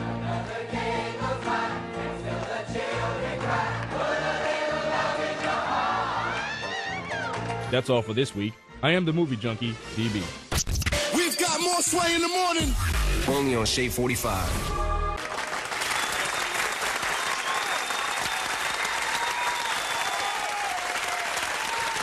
Sway in the morning, Shade 45, 15 minutes into the hour. After B, it's Friday. It is Friday, Sway. We call that what? Fantasy Friday. All right, and with that said, Fridays is when we like to let the gladiators, the hyenas, come up and chew up the mic and spit it out like cud. You know, some of these artists you may know, some of these artists you may not know. And we also like to bring up those hungry producers to play original beats. Nobody's doing this. They'll soon follow. Yeah. And today, we got my homie right here, Big French, is here with us today. Big French, jump on that mic. Give it up for Big French. What's good, Sway? What's good? How you been, man? I'm good, brother. Got my partner, Billy Slang, with me. What up, Billy Slang? Been a long time no see. I know, French, what up? What's good? I'm popping. I'm chilling. Big French is a producer that's worked with the likes of Wyclef Jean. Right. Putting together the new Black Rob album right now. Right. Yeah, Life Story 2 coming soon. Life Story 2, man. Ooh, does that mean a Woe 2 is coming out? Something that's hot as Woe, but not necessarily a Woe 2. That means no. No. It's going to hit like Woe. Oh, okay. It's going to hit like Woe? Yeah. All right. Definitely. And you work with the legendary Spoonie G. Spoonie G. I say one for the trouble. You know how I go. Nah, but they don't know. Tell them, when you hear this. The bottom line is Spoonie G. If you don't know who Spoonie G is, he's the man who coined the term hip hop. There it is. Get on your Google, look him up. Spoonie G. Living legend. Put your headphones on. You can hear us playing it. Yeah. Yeah, thank you. There it is. Spoonie G, ladies and gentlemen, a legendary. All right, so French, you're gonna be playing beats for us, right? Yes, sir. Okay, got original beats to play, man. We got 2 aggressive MCs here today. Yeah. All right, we got Audible Doctors here today. What up, homie? What up, man? How you doing? How you been, brother? I'm good, man. I'm good. Now, we haven't talked since a couple months ago, was it? Yeah. When we did the Wake Up Show Unplugged. Yeah, in L.A., yeah. In L.A., and you can find clips of the Audible Doctor on Wake Up Show Unplugged if you go to wakeupshow.com. I love that, Sway. I think it's a great idea that you've done that, and it's something else that no one is doing. Love it. You did a great job, too. Well, King Tech was really... brainchild. That was his brainchild because he always wanted. We used to do these anyway in the '90s where we had the Roots would be our band to play like what they're doing for Jimmy Fallon and everybody went on to do. We did that first back in like '94, right, at the Merck Park Theater in L.A. Right, and at that time you had groups like Chino XL, Exhibit, Gangstar, Goody Mob, Outkast. All these people would come out and rhyme over live instrumentation. Fast forward, that's what we're doing with wakeupshow.com with the Wake Up Show Unplugged. Audible Doctor came in and killed it. Thank you, sir. Killed it. Yeah, did a great job. Where were you? You were raised in Wisconsin? Yeah, Madison, Wisconsin.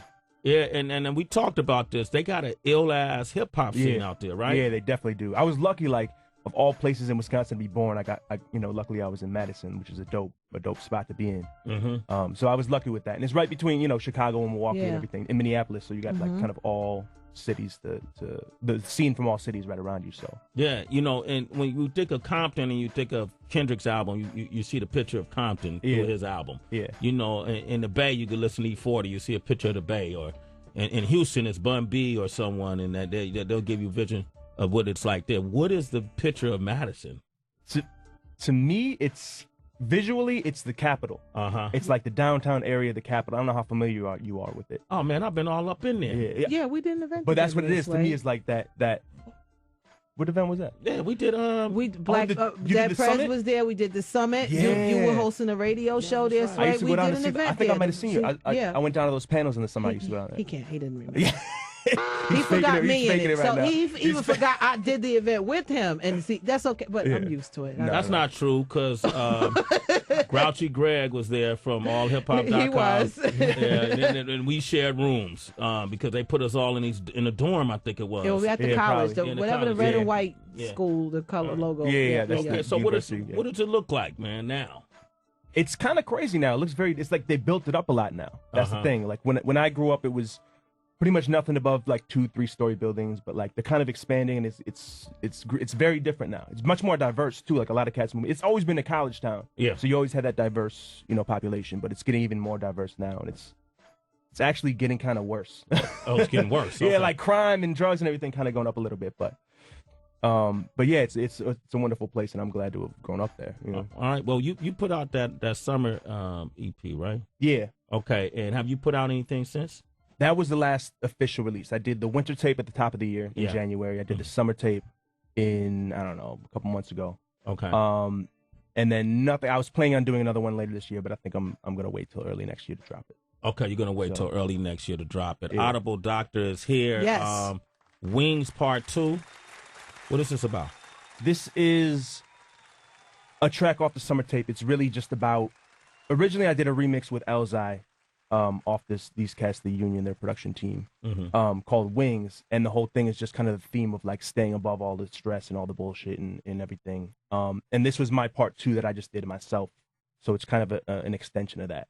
There it is, and you want to reach them? Hit them on Twitter at Audible Doctor. Do it now. Let them know what you think. Here's Wings Part 2.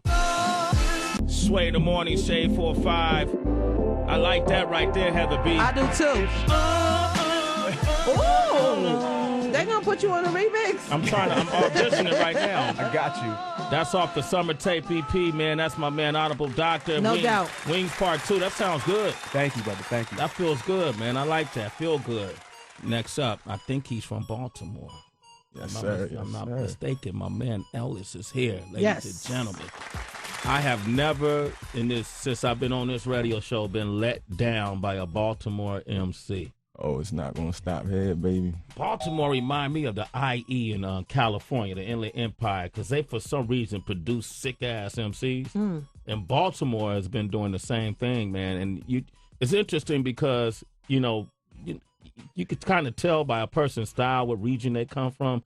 But Baltimore it's undefined. You can't really. It's a lot of different flavors, It's a lot of different flavors. And that's crazy that you know that, because I go to a lot of places and do interviews, and they say, "Well, who's from Baltimore?" I never heard anybody from Baltimore. So appreciate that for you showing love to the city, man. Yeah, absolutely, man. Because we did a broadcast in D.C. I was up here when y'all did that. When we did that, right? And we had everybody came through from that. Well, not everybody. You were here. But a lot of people came through from Baltimore. And, Baltimore is famous for The Wire, of course. What is the hip-hop scene like in Baltimore? Like, are there clubs that people go to get off, or? I mean, we don't have as many venues as New York. Like, we don't have, like, a SOBs or a public assembly. We don't have, but we do have a few spots. But, I mean, it's just like here, like, we got the same thing going on with radio. You feel me? You got the artists that's mad they not on the radio. Then you have the artists that's following down south, trying to get on the radio. But then, like you said, you do have a collective of dope MCs. Yeah. You feel me? They all have their own style. So, and we actually, my generation is probably the first generation of Baltimore MCs that actually work together, where you don't really have that friction and that turmoil and that crab in the bucket mentality really coming to, coming to the top. Yeah. We actually really do work with each other. You can find most of the brothers on my projects, so we always always doing shows together. So, I mean, the scene is looking promising right now. It's looking better than I can say it's ever looked. That's what's up, man. You got your project, The Education of Ellis. Right. And that was inspired by?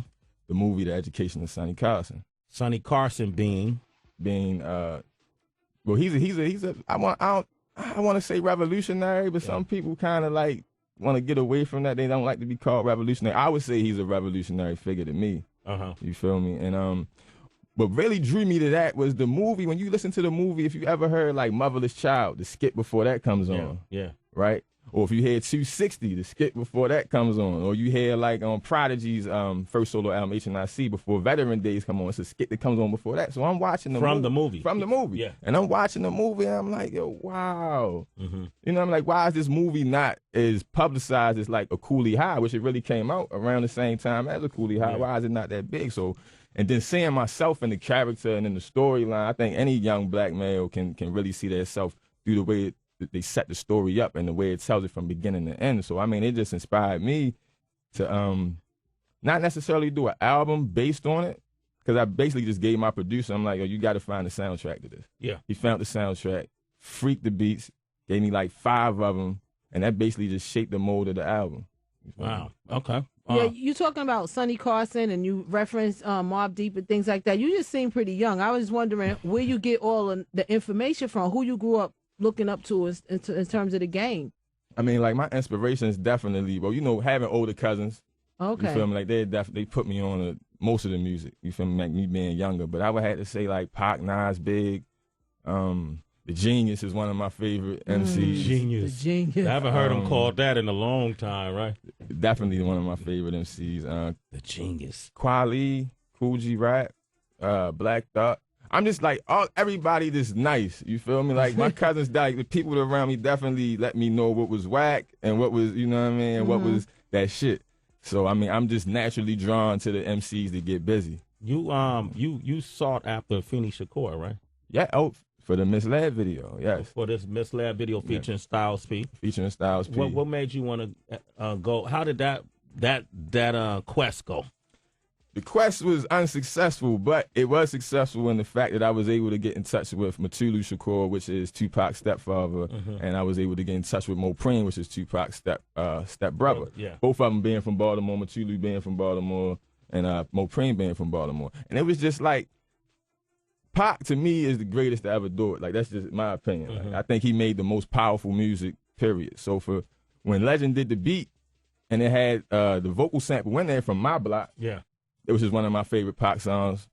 Just the meaning behind the hook and what it's saying. And then, like, where I took it with the verses, I'm like, yo, his mother has to hear this. You know what I mean? Not even on the fact that I thought that it was something that she would like, just out of respect. Yeah. You know what I mean? Like, her son's no longer here. So she got to carry that alone. But then to see people use his likeness in ways which I think he probably wouldn't be proud of or cool with. You know what I mean? I wanted to make sure that I was able to get that across to her. Okay, man, the project is called The Education of Ellis. Yes, sir. This song is called Misled, featuring Styles P. You want to talk with Ellis or Audible Doctor, 888-742-3345. So many people jealous they won't fly like propellers. I like that. I don't think I ever heard propellers used in a rhyme. I gotta dig. Has anybody heard propellers used in a rhyme? Oh, helicopter. Helicopter? Yeah, but not propellers. Not propellers. Leave it up to the ghost for that. I like that. Dope. All right. We got real quick before we get into this cipher. We got Maul from Ohio. What you want to say, Maul? What up, Maul? Good morning, Sway. Good morning, Heather B. Good morning to everybody up there at the morning show, man. I just want to commend the brother from B-More. Man, that's strong. His talk, before I heard the music, I appreciated his talk. And then to turn around the music is that thought-provoking street music. Yeah, appreciate that, brother. That's that real shit right there, bro. That's real street music. Not all these fantasies these dudes be putting in their bars. And it's for all, it don't got no date to it. You know what I'm saying? Yeah. It's real talk. It's going to be here. You know what I'm saying? Yo, you a citizen, Maul. Sway in the morning, That's brother. love, brother. All right, appreciate it. We got young Daryl from Pittsburgh. Go ahead. What you want to say? Hey, man, that dude Ellis, man, I'm fucking with it, man. That shit is crazy, man. He definitely saying something. He ain't saying no bullshit. He got a message, you know what I mean? And I could tell that he got a versatile style, you know what I mean? I could tell he could switch it up. You know what I mean? Styles P hopped on, gave him a real verse. Yeah. You know what I mean? That was what's up. I'm going to definitely be looking out for that B-more shit, man. All right, and you know what? When the project, how can I get the project? Oh, December 21st, The Education of Ellis. It'll be on that PIF. It'll be on ellisbmc.com, more importantly. But definitely December 21st, man. Grab that. What's your Twitter address? Ellis_410, ELLIS_410. ELLIS_410 being the area code for Baltimore. Yes, sir. In case you guys didn't know, I'm hood official. Maz Jabrani just joined us, ladies and gentlemen. What's up, Sway? Now, I know, Maz, I know Maz, is part of the Axis of Evil. Comedian. Yeah, comedy tour. Don't forget that. No Kim Jong-il. Because if I just, exactly. Kim Jong-un. Okay, if I just leave it there, you might get protesters outside the building. That's right, man. I don't want to be profiled and be deported. Well, I wanted you to partake in this cipher just to witness it before we start talking about your new DVD and everything, okay? Oh, yeah. All right, we got Audible Doctor here. We got Ellis here. We got Big French is here. He brought original beats. Big French, y'all ready to rock? Yes, all right, sir. I'm going to let these dudes shine real quick. You want them to stand up? Yeah, let's stand up, man. Come on, man. These are real spitters right here, man. Y'all need to open up your lungs a little bit, stretch out a little bit. Who want to go first, man? You got that? You got that, Ellis? The mic ain't tall enough? Hold up, man. You better squat. Let me tighten that up. So you might have to hold it, man. I might got to sit. We good. Pause. You got to sit? All right, good, man. How tall are you, dog? 6'4", man. Man, come on, man. You should have been in the NBA. I try. That's what I just spit in the bars. I just gave. All right. Here we go, man. Here we go. First to rock. Let's go. What we got? Bad Bull Productions. And you say be more city. Okay. That's Big French on the beat, y'all. Okay. Okay. Check. Yo. Basically, I'm dumb nice. These niggas is bar spice. My team winning like we back in the bowl like rice. Fuck your ice and how your diamond shine. End of the day, bottom line, it all boil down to can you rhyme? Swear you can line them up 10 at a time, and I take them out in rows by the dime. Keep a 10 times 10 state of mind. Reminiscing on the time when the rhyme enlightened the mind, cause I'm a world champion flow. I'm coming for all the belts. Swimming in that ocean grown. From the home of Mike Phelps. New whips give a hating nigga pain without the whelps. They going green with envy and I'm going green with Benjis. It's eco-friendly if you see me drunk off Remy with the semi. Your pockets you should empty. My aim sweeter than Blue Dream and Raspberry Simplies. I'm simply a microphone fiend. Doper than morphine. Put my comp on the lean like 915. Mixing exotic green to boost my high self-esteem. To lead a militant regime like Edie Amin. So nice, everything I spit is mean. Pull up. Ooh, that's my man Ellis right there. Ooh, next to Rock. Yeah. Audible Doctor. Yeah. Yo, Big French, what you got for him? Yo. All right. All right, we'll do it like this. Yo.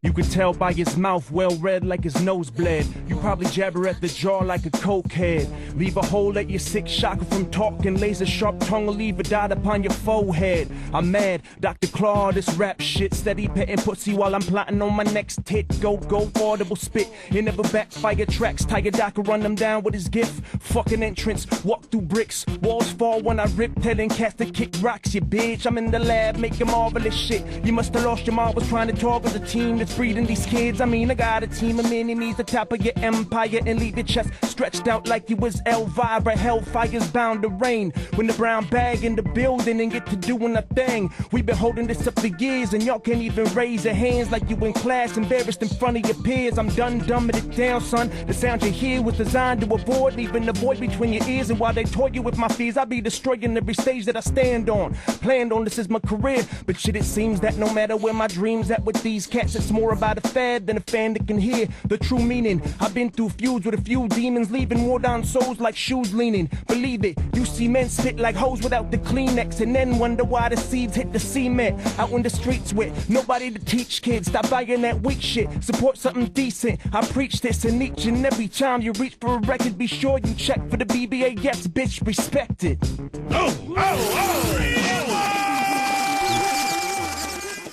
Yo, we got hyenas in here today. We got hyenas in here today. Oh, man, we do this on Fridays because I really do it out of spite. I can't. I just, out of Maz, Jabrani is here. Maz. That was crazy, man. Yeah, right. He said Michael Phelps and Idi Amin in the same rap. That's some references right there. You gotta be Googling as you go. You're like, wait a minute, hold on a second. That's a dictatorial leader of Uganda right there. Oh yeah, that's an Olympic swimmer right there. Yeah, okay. Yo, that's Ellis, man. Yeah, man. He killed it too. They were. Yeah, that's Audible Doctor, man. And I do this to spite whack rappers. On Fridays, I do it to spite whack rappers. I make them hear guys like this.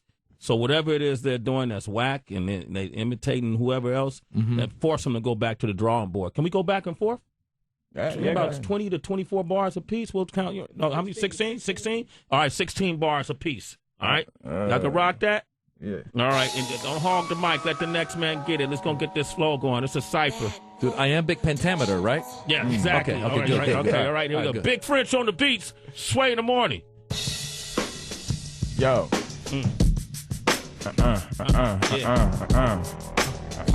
Real cipher. Say 4 5. I got it, yo. I'm at home making this hard shit. These other rappers is tourists. I hear beats and see corpses, Porsches, acres round my future fortress. Fake shit make me nauseous. So I'm around more purple flowers than a florist. Over your head like hair, so I pace the flow like a tortoise. 16s are too easy. I'd rather give you 8 more, like a pound and 2 quarters. This digital scale rap for all my niggas with a pack. And when you decode the bars, you see a map out of the trap. You fucking with a silverback in the jungle with a bundle, going ape shit, trying to be great on some fake shit. Some just catching on, just hearing me on some late shit. It's the bullshit in the game that got me wanting to break shit. I can't understand how some people love to hate shit. Misery loves company, so I stay absent from his presence. Learn my failures was just lessons. This ain't nothing but the essence.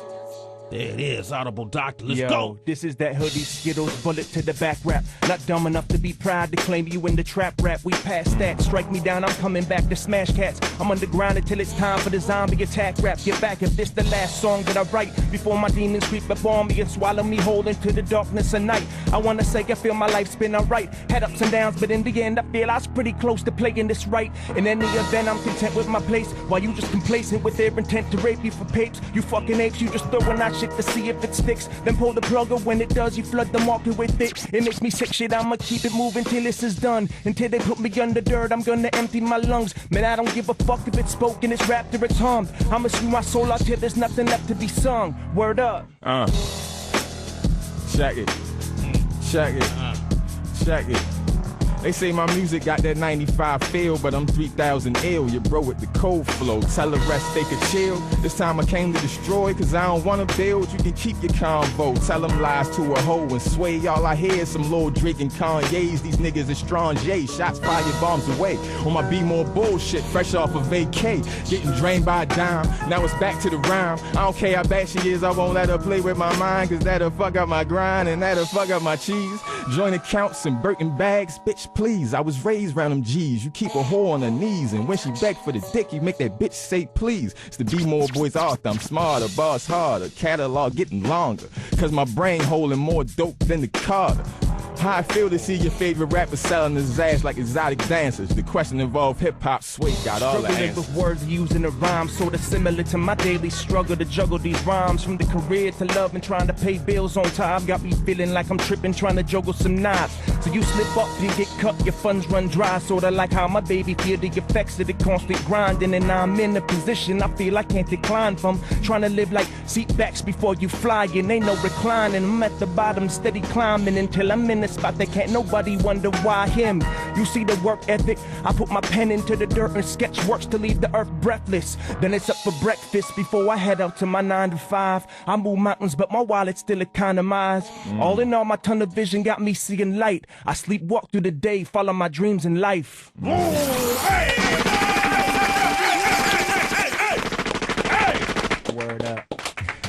Yo, we do this to bring to the light what you should know. Give it up for Ellis. Give it up for Audible Doctor. Thank you. I need the listeners right now. Everybody tune in and support them because I know it's a challenge. I know it's a constant battle of balance between whack and dopeness. Today, we give you dopeness. Ellis, how can they reach you, man? You can reach me on Twitter, Ellis_410. That's ELLIS_410. The website, EllisBMC.com. You feel me? Holla at me. Instagram, Ellis410, no underscore. There it is. Audible Doctor, how can they reach you? Twitter.com/AudibleDoctor, AUDIBLE Doctor, if you can't spell. Or audibledoctor.com, or just Google me. You can find me. And you also find him on wakeupshow.com. Word. All right? We got him performing live for a band. And in spirit of True MCs, man, also, if you're in the tri-state area, you're looking for a rap battle you want to go to, I'm hosting a rap battle tonight, actually, with DJ Wonder. A World's Fair is going to be performing tonight. We're going to be doing Converse Presents 16 Bars. It's like a freestyle competition. A freestyle competition.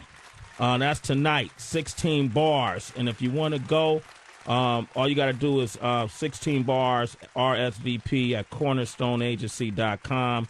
That's 16 bars RSVP at cornerstoneagency.com. I'm trying to look for the address. Oh, the address is the address is 130 Hope Street in Brooklyn. 130 Hope Street in Brooklyn. Heather B just made me aware that she's going to be there too. Heather, where you at? I'm right here. I'm coming out. Okay, Heather B is going to be there as well. Converse presents 16 Bars Freestyle Competition, man. Gentlemen, thank you for coming by. Thank you, man. Thanks for having me, man. Absolutely. We appreciate you. Up next, Big French. Yes, sir. Thanks. How can people reach you, Big French?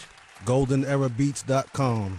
GoldenEraBeats.com. Yes, sir. Man, maybe y'all need to get in the conversation. Because them beats was cranking. Thank you very much, sir. Big French, man. We appreciate you, Big French. My man, my partner, Billy Slang. You know what Billy I'm saying? Slang, we appreciate partner. you, man. We're in the studio every day putting it down. All right, I'm going to get you a new button down, too, Billy Slang.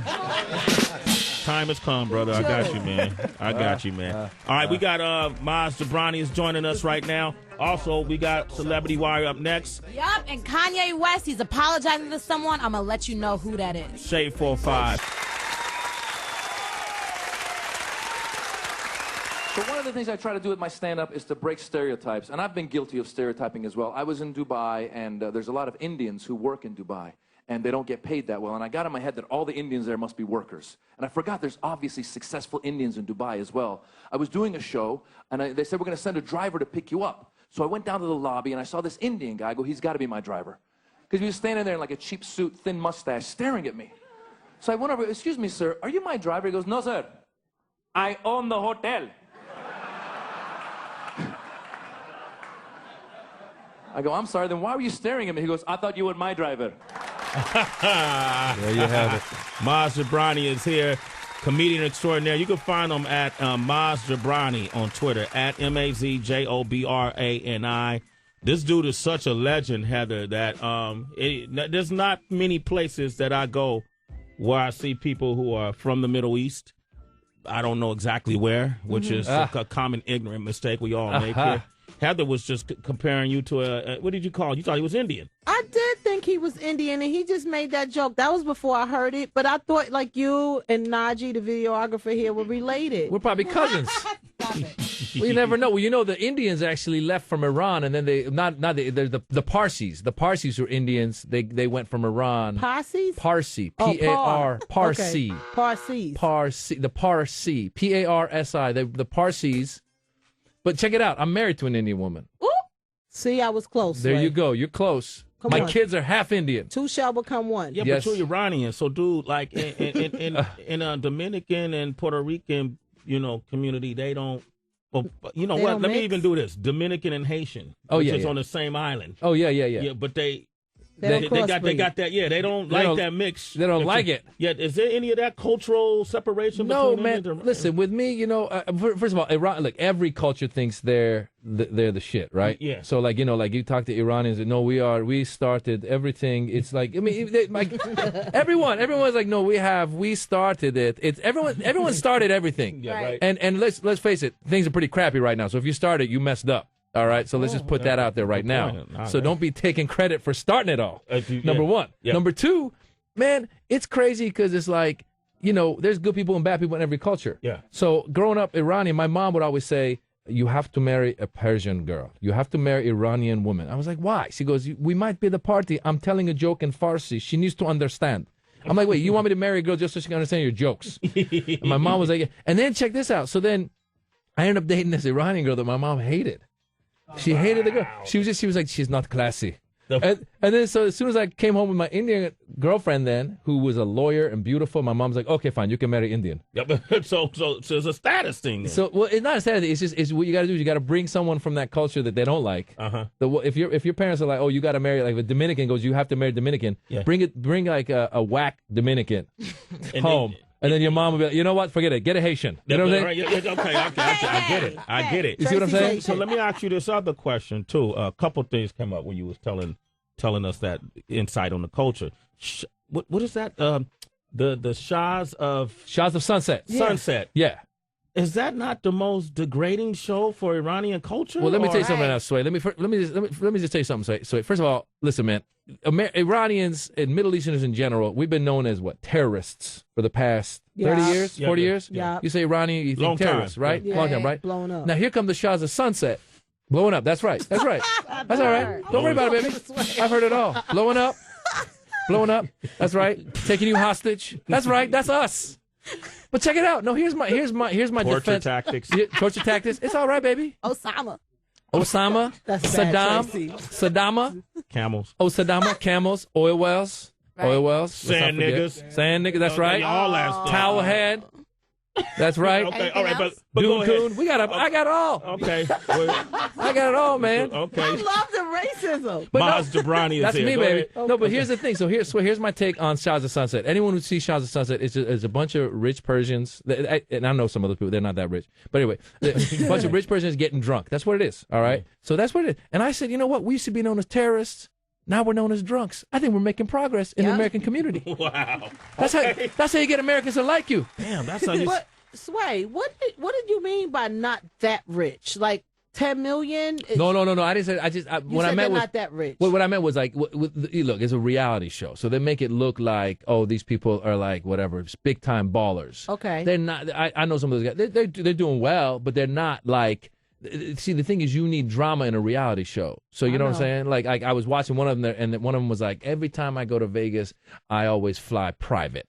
And I'm like, no, you don't. I know. I saw you in the line for Southwest. Get out of here with your private. Yeah. I'm like, that's a line that you put into the show. You know? Does that mean that you don't like the Kardashian clan? Because I know that they're also Persian. Well, as well. they're Armenian. Armenian. But like, hey, it's all right. Indian, Armenian, Persian. We'll take it all, baby. We're just brownish. You're such a racist, Tracy. I know. Help me. No, this is not Sway. Today it's about education. Education, right? That's what this show is about. All right. Well, this is what we're going to do. We're going to educate people some more on Celebrity Wire. Yep. And Amanda Bynes, she is out of rehab. I'm going to let you know the first thing she did. I Come in Peace.